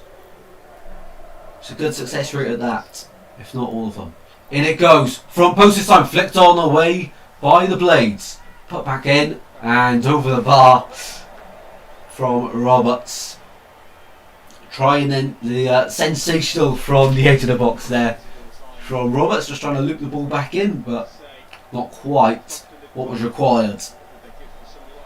66 minutes played here at Wembley Stadium. The Blades starting to dream. Sunderland still got time. And Sheffield United are starting to make a few mistakes here. Ball played out to Robinson, and luckily there was not much pressure on him. Bellingham loses out there in midfield, and Hamer wins a free kick. First yellow card of the game. Well, both of these sides have had many yellow cards picked up this season, and this one's the first in the playoff final. Who's he giving it to? Is it Mundell? It is. Remain Mundell bucked. I don't think there was any other yellow cards so far up to this point. Let me just double check. Brewster. When did Brewster get bucked? He's now off anyway, so don't matter too much, does it? When did Ryan Brewster get bucked though? Don't remember that. We are 3/4 through the playoff final, and Sunderland have just been gifted the ball at the halfway line with Bellingham. Bellingham works it back, circling inside now. Ballard. Over the halfway line they go. Ball over to right, and it's just silly mistakes from Sunderland. Ballard floating one across to try Hume, and it's just out of play. Really poor. When Portsmouth were drawn against Man United at Old Trafford in the quarter-finals, I booked a holiday and was in Mumbai, India for that final. Still found a hotel showing it in Hindi. Oh, that's a very interesting memory there, Aaron. Thanks for sharing that with us. If anyone else has got any interesting memories of big events like that in the football, be sure to share them. But that is quality. Quality. How was India, Aaron? Let us know. Oh, Sirkin! Brooks is still alive! Oh my word! Well, Sunderland punished Coventry in the first leg for a mistake, and Sheffield United almost punished Sunderland for a mistake there. Sirkin trying to guide it back to Patterson. Andre Brooks found the ball but put it straight at Patterson.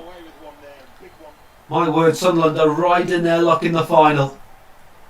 If they somehow get an equaliser and take this one further, oh, that's a foul. Oh wait, what? So, okay, let me just tell you about this. So, Roberts goes inside from the right hand side onto his left foot. The assistant, the lino, waved his flag saying there's a foul. Referee says no foul. Referee hasn't been great today, I will admit. And going against your assistant who has a much better view, oh my word, Patterson saved that Brooks shot with his foot. Unreal. And Gus Hamer down here, being stretched out by the Sheffield United physios.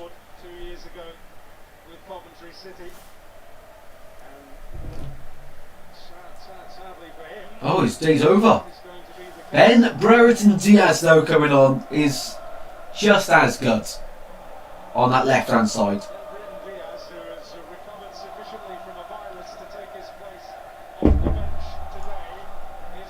20 minutes to go in the 2025 playoff final. Sheffield United lead up to this point. You could have a bigger lead, but VAR said otherwise. As it stands though, Tyrese Campbell is the man leading the Blades to the Premier League. And Gus Hamer here, the second injury in the playoff final after Luke O'Nine's injury just 2 minutes into the game. Aaron said he loves extra time, but penalties would be fantastic. It would be. It really would be. So the Chilean attacker Ben Brereton Diaz replacing the Dutchman, Gustavo Hamer.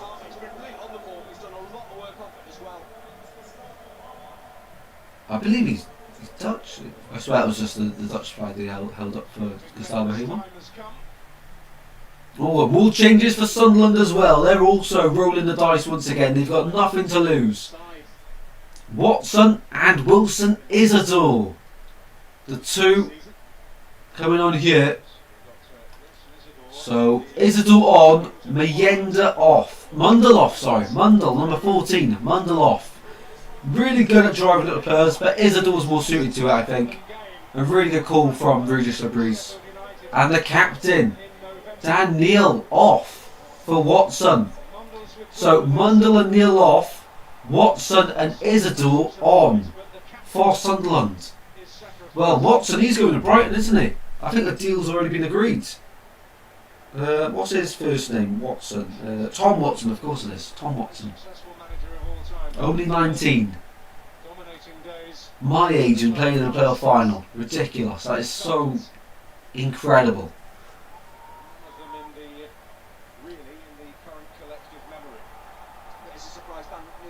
Yeah, Dan Neil going off. So who's got the captain's armband now? That's a question. Didn't see who we give it to. Sirkin. Closed down quickly by Brooks, but wins a throw-in. 73 on the clock.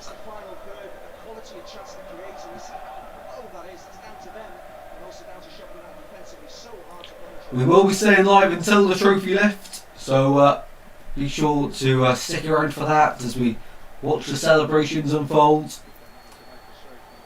There's just something about watching the trophy celebrations. As soon as you see the trophy lift, that's the best bit of any final, unless it's your team that has lost. When Brentford lifted the trophy, yeah, didn't want to see it that day. Well, Sunderland fans, the nerves, and for the Sheffield United fans actually, must be ripe. Ballard can't deal with it. Brooks in the box. Brooks tries to backheel it, and Mepham is the only man there. And now once again it's Sheffield United. Ball into the centre. Moore brings it down. Brooks, Souza out to left hand side once again. Burrows. Britton Diaz's first involvement is a pull pass into the centre of the box. Sunderland gifted the ball back, and now they can go forward.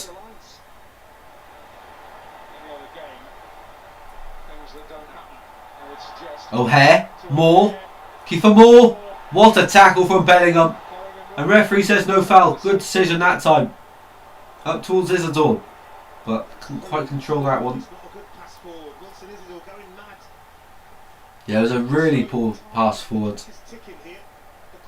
Final 15. I think it was about this time that Southampton scored last year against Leeds. Or was it? It was over the 40 or 70th something. Let's have a look.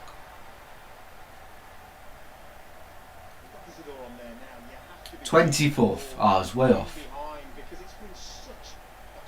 I don't remember scoring that early. Thought it was a second half goal. Hoofed forward there from Sheffield United.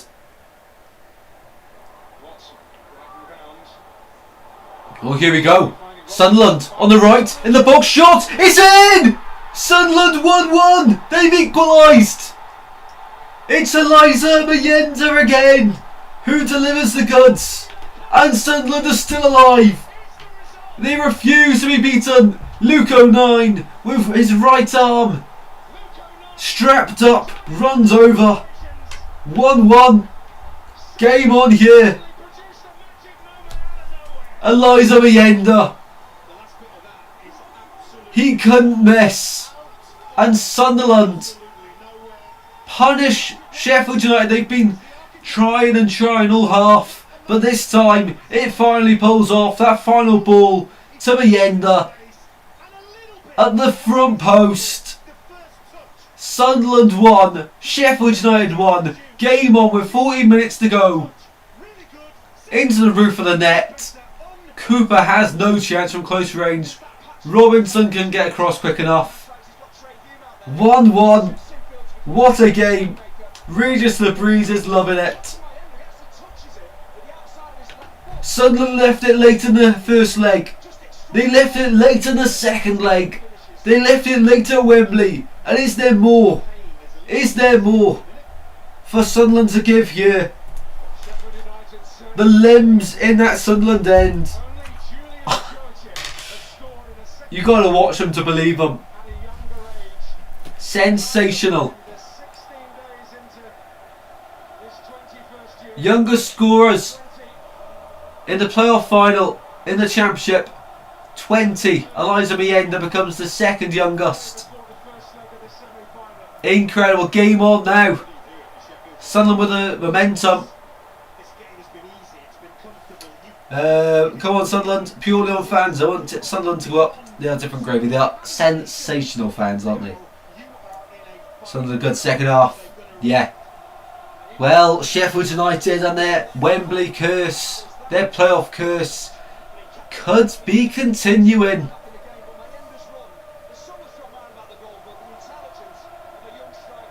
Sunderland fans singing their hearts out. They haven't had much to shout about all game until now. Flares, pyros, the lot. And now we're all level with 12 minutes of the 90s to play.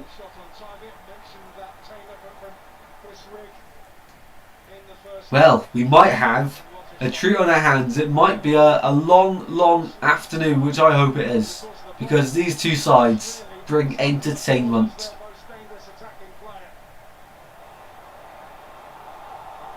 Ball with Brooks. Tom Watson chasing him down. Wembley is still shaking from them Sunderland fans' celebrations. But the winner on the trophy has not been written on yet.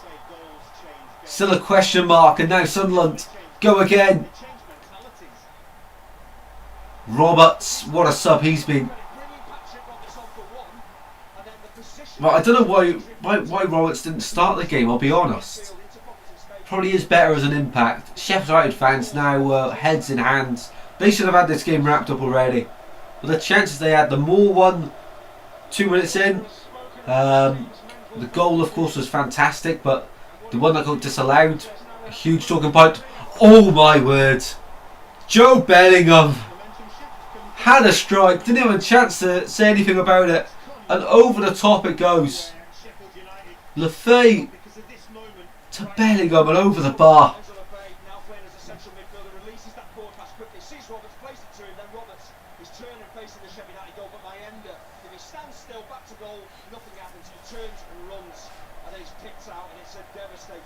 Unreal.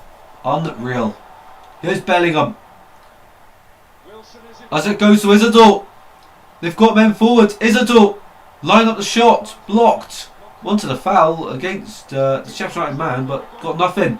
Roberts wins it back in the box. Blocked. Sunderland come again. And refs stop the play here.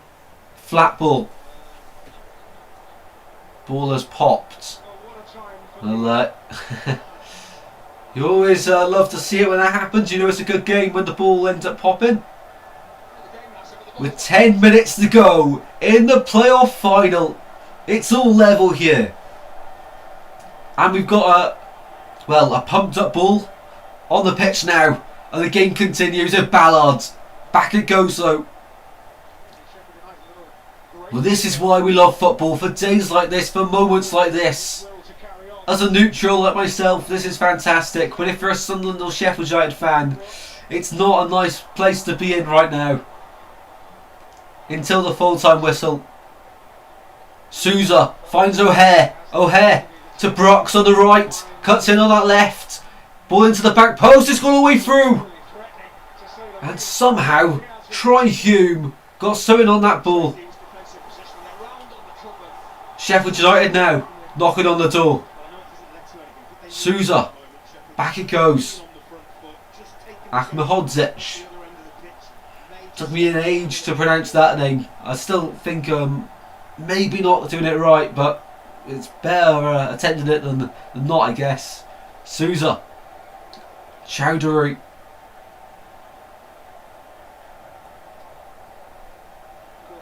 Inviting the Sunderland press, who will press now as Cooper has the ball with Sheffield United. Long diagonal up towards Kiefer Moore. He's beaten to it though by Enzo Lefebvre. And Trihume keeps it in to Roberts. Into midfield, and there's space available for Sunderland. Out to left for Tom Watson. Watson, can he keep that in? He can't. Good idea though from Sunderland. Really good idea. Yeah, the Brooks chance on the 69th minute. 10 minutes before Sunderland scored. Well, 5 actually. What a save from Patterson. That could be remembered if Sunderland end up going up after an 8-year wait.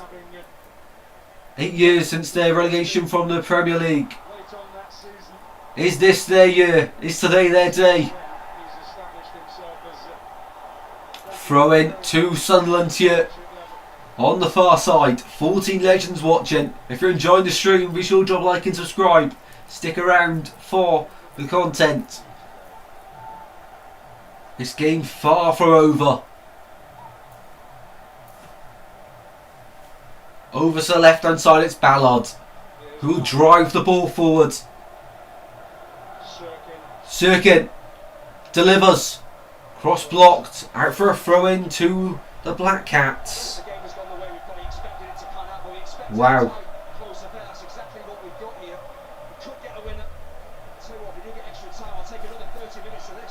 Yeah, I'd love a bit of extra time, like the commentator's saying here. Bellingham. O'Hare. Down it goes, and it's Brooks. Peeling away. Brooks has done really well, but Enzo Lefebvre even better to recover there, and he's sent Brooks flying to the shops. And O'Hare. Lefebvre showing his quality now. Well, he hasn't really had the impact I was expecting when he joined from Roma in January on loan. I believe that move will be become permanent if Sunderland win today.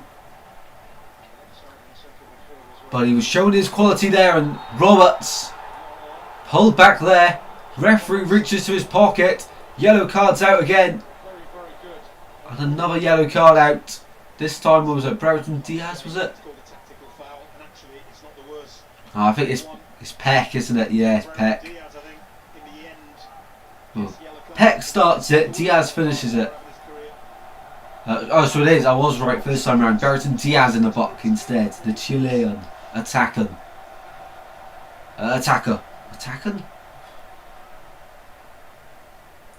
5 minutes and 90 to play. How long will be added on? Let me know in the chat your thoughts. I reckon at least 5. In it goes to Sunderland. What a time to score this would be, and Cooper's come for that one, punched it away, throwing for Sunderland. Still got the possession though. Bellingham, back it goes. Ballard. Back down the line, and Watson finds Sirkin. Watson making an advancing run. Sirkin finds Bellingham in midfield, and the pass is cut out, and now time for O'Hare to stretch his legs. David's gone for 4 minutes added on at the end of the 90. We'll soon find out. 16 people watching. Incredible. Thank you everyone joining in. Let us know your thoughts on the game if you're watching at home. Final few moments here. And Brereton Diaz down after the tackle. A strong tackle from Trihume. That's Trihume all over, isn't it?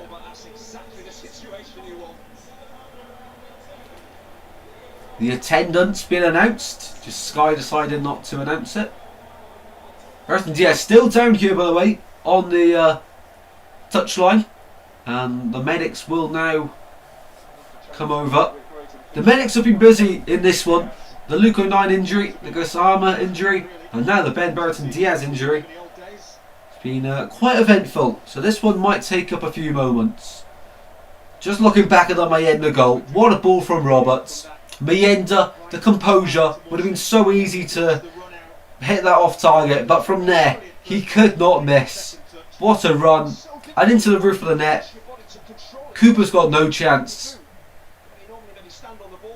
Cooper's got no chance. He has to guess in that situation because he's so close to goal. And Regis Labrese's celebrations, worth watching. Oh, them celebrations from Sunderland fans. Them celebrations. They will be remembered and treasured. Luke 09 running down with a potential broken arm, hand in a handle strapped up.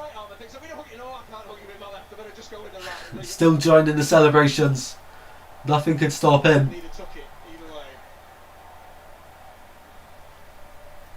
Well, we're going to have a bit more added time added onto this because of the injury to Ben Burton Diaz, who's just gone as a substitute and just picked up a yellow card as well. Jordan Henderson in attendance for this one.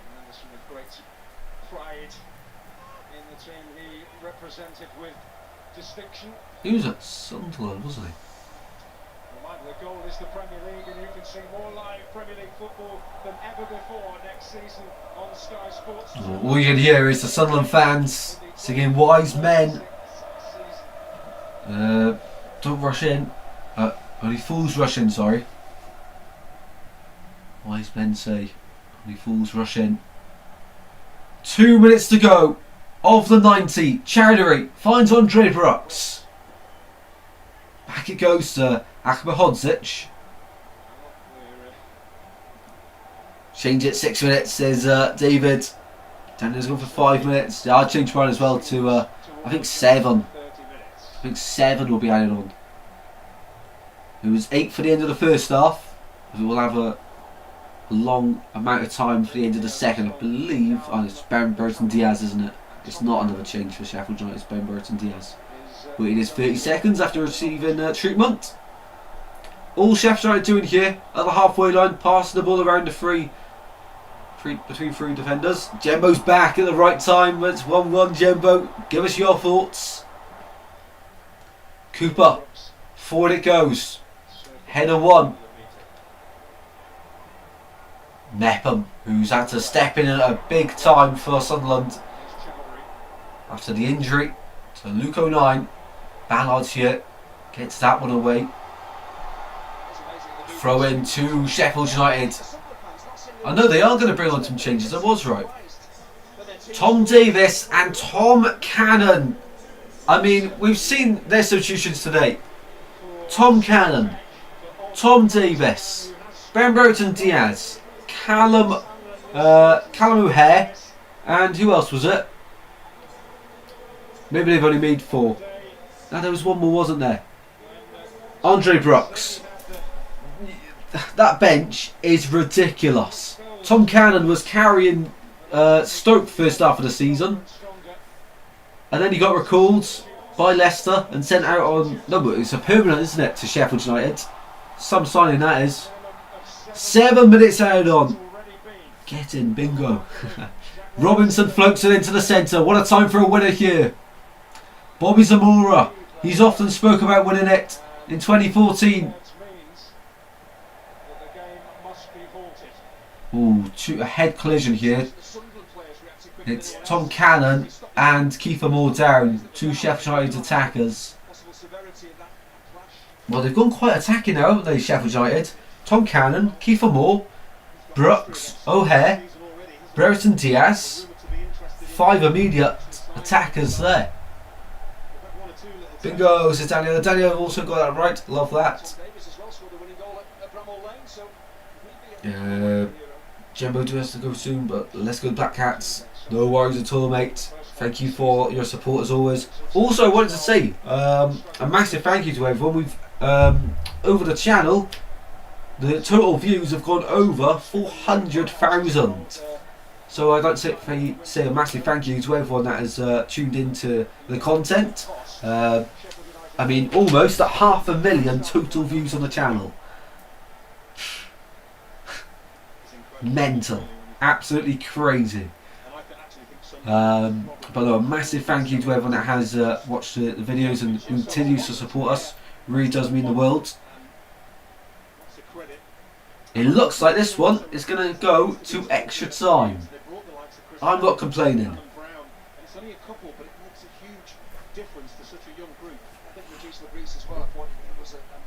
Yeah, still Kiefer Moore's back on his feet, but it's Tom Cannon who just got on as a substitute, receiving treatment.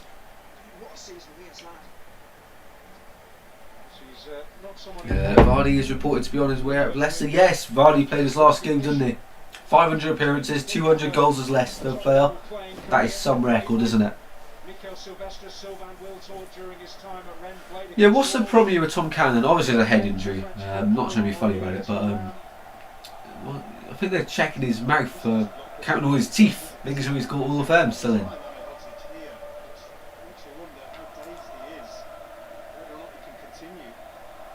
Mate, he's just come on as a sub. Hopefully he's all right. Quality player. He scored against who did they play on the final day? Sheffield United.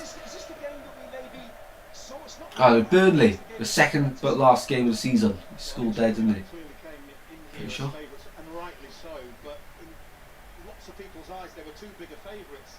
Tom Cannon, he's spitting blood. Yeah, it's never good to see. They got a stretcher up for the second time. This playoff final has been heavily ridden with injuries, hasn't it?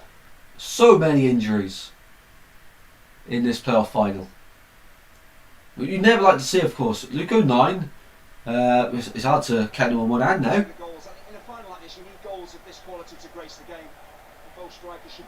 Yeah, Campbell and Mayenda with the goals.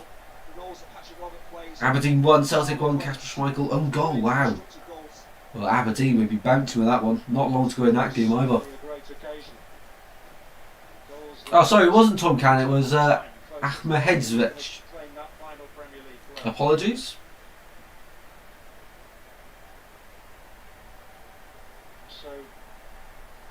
Looking like extra time incoming. It is, isn't it? It really is, which is very exciting. Unless you're a fan of one of these two sides. Drop ball. And we're probably going to play an extra 4 minutes on top of the 3 we've still got left to play. Yeah, we're gonna. This game started 2 hours ago. We're still playing the second half. Lots of stoppages in this one. Here's Bellingham on the ball, out on the right hand side. Sunderland crossing the halfway line into the Blades half. Roberts brought down by his own doing, and now Sheffield United lost the ball easily. Here's Tom Watson. Watson! It's in! Sunderland leaving lead again, but Sunderland may have just sealed their place in the Premier League. Tom Watson! What a moment for the 19-year-old! He may have just sent Sunderland to the Premier League after an 8-year wait. The Promised Land has picked them. Tom Watson. Oh my word. It was in slow motion. It looked like he was never going to go in with that pace. Oh my word. Well, it's an awful pass, an awful mistake. There's been mistakes galore in the playoffs this year, and Kiefer Moore gifted it straight to Watts with so much time. Edge of the D stroked it with complete precision into the bottom corner. 2-1 Sunderland. I will say, some of us did predict that. Oh, what a finish. You couldn't get it more into the corner. Tom Watson, look at the celebrations. Look at them celebrations. And this is in slow-mo. That is ridiculous. Oh my word. Still not over. But Sunderland are nearly there. Nearly there. Oh my word. And we were talking about the last time someone's come from behind to win the playoff final. Sunderland may just be the latest. of them sides to do it. Tom Watson, rumoured to be leaving to Brighton, but what a moment for him in the 90. Yeah, what a time to score. They left it late in the first leg, left it late in the second leg. They've left it very late to complete the comeback here in the final. And now Sheffield United going all out, and Hell Day coming on for Sunderland as well for End of the Fay maybe. 90 plus 6. Tom Watson may have just written himself in Sunderland history forever if they can see this one out. I cannot believe that. It's been Sunderland's playoff time. It's been their year and potentially their day. Moments away. Mayenda, who started to come back, coming off here for defender Hell Day to hold on for the final moments.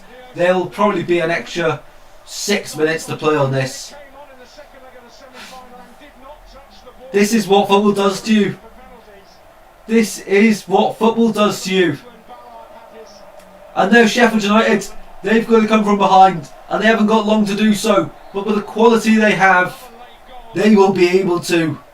Or can Sunderland keep them out? Yellow card for Tom Watson, yellow card for Dennis Sirkin as well. The latest updates to give you. 16 people in here. Legends, all of you. Yeah, this is football. This is why we love it. More drama. I can't believe this. What a time to be alive for a Sunderland fan. Sunderland win the first contact from that free kick. Really poor. Didn't even reach the box. Sunderland fans want the whistle already, but it's going to be a long wait before that. These final few moments will drag for them. Offside against Tom Cannon there. Sunderland free kick. Dragon says, come on Sunderland. Any Sunderland fans, be sure to get into the chat. Let us know what you're feeling right now. Moments to savour. Moments away. Sheffield United, their playoff curse set to continue.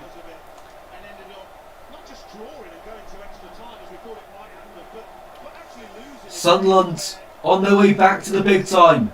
Ahmedhodzic is off and Sirki is on for Sheffield United. Yeah, their concussion substitution. Cooper sends it long and aimlessly and out. And that is congratulated by every Sunderland fan inside Wembley Stadium and at home and around the world, I'm sure. Well, the thing is now, we don't know how long we're going to actually play till. 7 were added. Preston Diaz took 4 minutes of that game with his injury. The game then continued. Watson scored immediately after. His celebrations lasted about 2 minutes. So really we've got another 6 to play. Well, probably about 4 more now from this point. Sunderland fans all up on their feet inside Wembley. They believe. Every touch of the ball is cheered. Sheffield United, they were 1-0 up.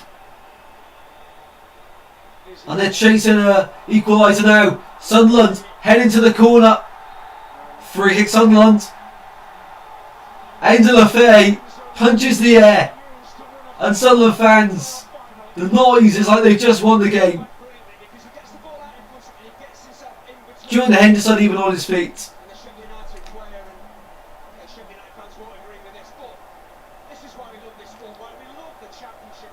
Now how much money will Sunderland put in to stay up? Well, they received 220 million for winning this one.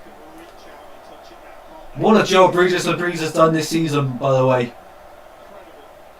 Sunderland go back from the free kick. And now forward. Into the corner. Ball in the box, and not a bad ball. Just no one was anticipating he put it in. We are 1 subscriber away from 2,110. Who wants to make it happen? Sunderland. They've made the impossible happen, almost. Sheffield United want to spoil the pie. They want the last say in this. Oh, a miscue there from Roberts. He's been lucky to maintain possession of the ball. Sheffield United come forward. Surely not much longer to go. Poor pass by O'Hare. Kiefer Moore. It's not been his day. He missed a chance 1 minute in. And he's at the final say with setting up Tom Watson for the winner.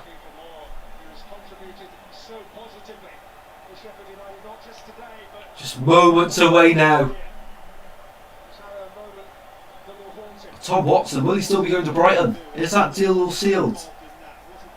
You can't. I don't think you can score a winner. It's done! It's all over! Sunderland the Premier League again! 8 years!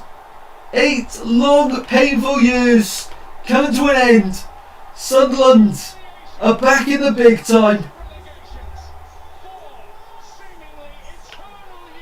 These celebrations, incredible. Sheffield United is so harsh on them, but Sunderland have stepped up. Sunderland the Premier League. What a game! What a playoff final!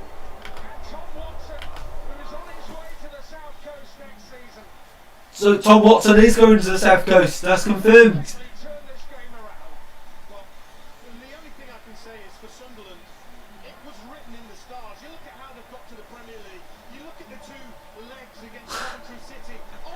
What have they just done? What have they done? Sunderland. It didn't look to be their day. First half they were dreadful, nothing short of it. But VAR come in handy for them. Anthony Patterson come in handy for them. So Sheffield United still to be played next season. I was hoping we're going to see Sunderland fans back down to .com next year, but no. Newcastle home and away for them next year.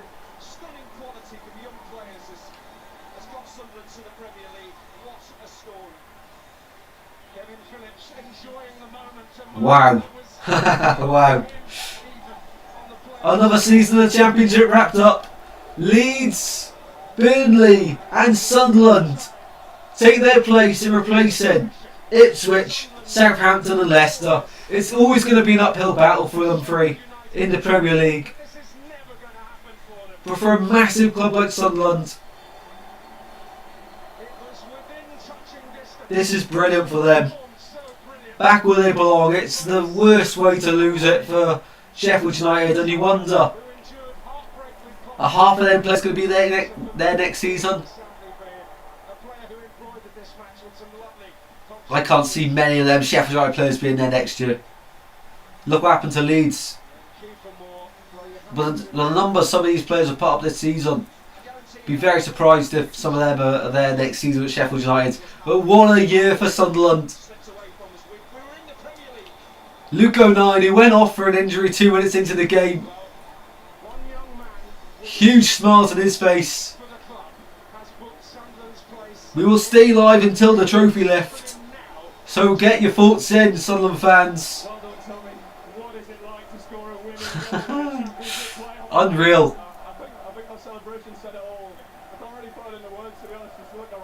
Tom Watson, 19-year-old. 19! Winning the playoff final for Sunderland.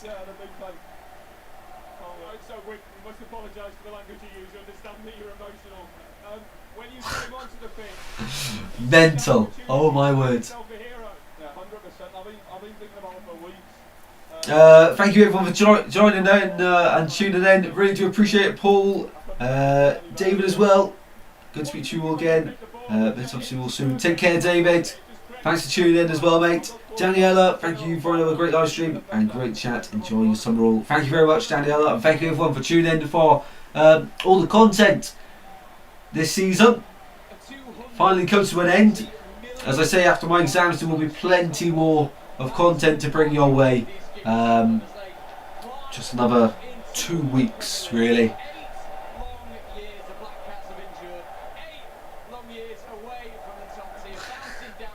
The Olays are going, the Sunderland fans are celebrating still, and they will be celebrating all night long. I saw the scenes of them in Trafalgar Square last night. all over social media. Looked incredible. Disbelief on the faces of the Sheffield United players. Keeper Moore has no idea how this is. Enzo Lafay, what does that mean for him? Is he going to be a permanent player now at Sunderland? Chris Mepham, he put a great shift in. Another promotion under his belt. I mean, I'm not a Sunderland fan, and this is brilliant. Let's get some more reaction in just a second. Jonathan Oakes is there roaming around the scenes at the end of Wembley. That is absolutely jam-packed to the rafters with Sunderland fans. Tom Watson giving his shirt away. Whoever gets that shirt is a very, very lucky person. Tom Watson. Goal scoring shirt. That's going straight to the frame. That's going straight to the frame from that lad. Luke O'Nine's second career promotion with Sunderland. Wow. Thank you very much, Daniela. Appreciate the support.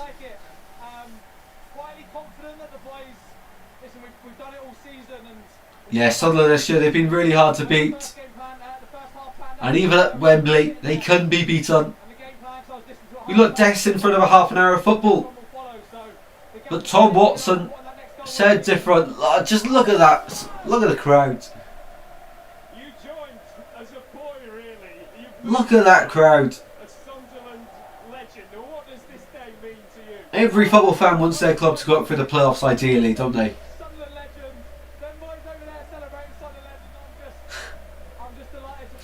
Malcolm, welcome in, mate. He did it. If it said 1-1, I would have won my bets, said Malcolm. I should have put a bet on this one. I said 2 on Sunderland. Should have put a bet on this one. Oh, I did enter something for Super 6 though. Sunderland, I thought it was too good to be true. I will admit, I just wanted Sunderland to go up. I didn't actually believe they would. I will be completely honest on that. Well, ended off the season with another score prediction correct. Not too shabby there.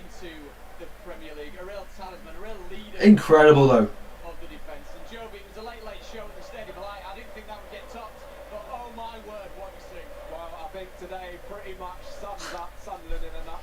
As I say, we'll stay live until the trophy lift to see the full celebrations. They won't be too much longer. And what was I going to say? The last few years it's been third place, fourth place, third place, fourth place going up. That trend is now broken. It's fourth place, fourth place. John Henson loving it. They got the champagne bottles open. No, not yet. That's Lucas Aid's fault. Too quick to assume that was champagne there. Sunderland promoted to the Premier League. Well, they've had it tough, haven't they? Them fans have had it really tough. After getting relegated from the Premier League to the Championship, they went straight down to League One. Dan Neil. Although he got subbed off, he's got the captain's armband back on now. He'll be the man to pick up that trophy.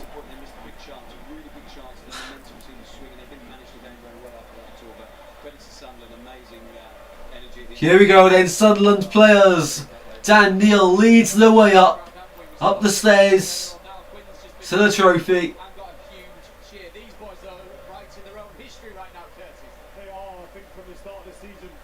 The youngest ever team in a playoff final, championship playoff final, has won it.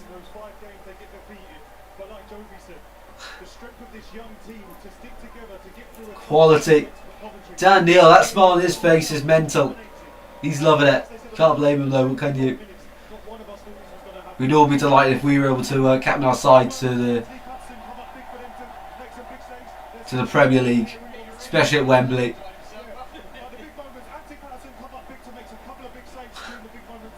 What a day. And here we go up Onto the balcony they go. For the homegrown boy. Smiles all round. The details of the goals that got Sunderland back into this game. 29 years since the side was losing at half-time, Joby, and went on to They're Premier League. They've stepped up, Sunderland. Listen, obviously doesn't play Sam, and just seeing some of these legends, Kevin Phillips, Niall Quinn, you know, this Well, what a job Regis the Breeze has done at Sunderland. Come in at the start of the season after an underwhelming year last year. club, and for this group to be able to overcome that as well is another huge achievement for them. And like you just said, And then to get them into the playoffs. to go even further, of course. But listen, they just don't know when they're beaten today, and I think that is such a brilliant quality to have, and that is the reason they're there. That is certainly the reason. Here we go then. Taking their place Sunderland. in the Smiles all round.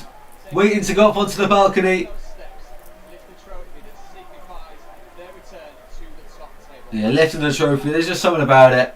Just certifies. That is wearying for the best of us, but after all that toil, Certifies the promotion, doesn't it? Certifies the victory. Mayenda, the last one up. As they all gather in that room just before the final stairwell. achievement, however, it And up they go for the young to receive their championship playoff final winners medals. to do it, That is right. Regis the Breeze first. magnitude of it. What a job he has done, mind. What a job. Has followed some great managerial names in guiding Sunderland. That is an incredible achievement. Well, for me, manager of the season, do it now. Not since the Shouldn't have been a few weeks ago. You should wait till after all the games have been played for the awards. as a boyhood Sunderland fan, captained a winning Sunderland team at Wembley. And following Sunderland deserve this. Incredible fan base. footsteps, Incredible fan base. Dan Neil has climbed those steps.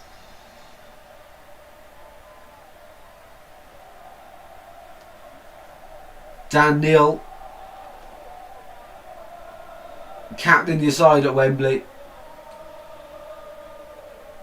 Special moments for these players. The toast of Wearside. The Lions smile, the smile away. What a day for Sunderland. I just taken it all in. As a neutral, imagine as the Sunderland fans feel as the trophy gets passed to Dan Neil, Luke O'Nien and Regis the Breeze. They've all got something on it. And up it goes. Sunderland, the Premier League. Sunderland are back. 8 years since they were last in the Premier League. It's been a long 8 years. League One struggles, failure to get promotion. In the Championship, they lost out to Luton Town, who instead went up. But finally, after an incredible season, Sunderland are back. Everyone's going to have their time with the trophy. And I'm going to call it there for the watch-along. A massive, massive thank you to everyone that has joined today. Really do appreciate the support. Sheffield United were one up. It looked like it was going to be their day, the Blades' day. But Sunderland, they've left it late all season. They left it late in both semi-finals. The Mayenda chance, his goal, the Ballard moment, and now the Tom Watson one will all be remembered as an incredible playoff campaign for Sunderland. They didn't go into the playoffs with great momentum. They had to start all over again. But Wembley and the Championship is where magic happens, and we've certainly seen it throw up its magic today. Sunderland, the Premier League. Sheffield United have to do it all again next season, but will straight away be one of the favourites for promotion going into the new season. A massive thank you once again for everyone watching. Sunderland are back. Sunderland are Premier League. I'll see you all in the next one very soon. If you have one to enjoy, drop a like and subscribe, and I'll see you very soon. Goodbye.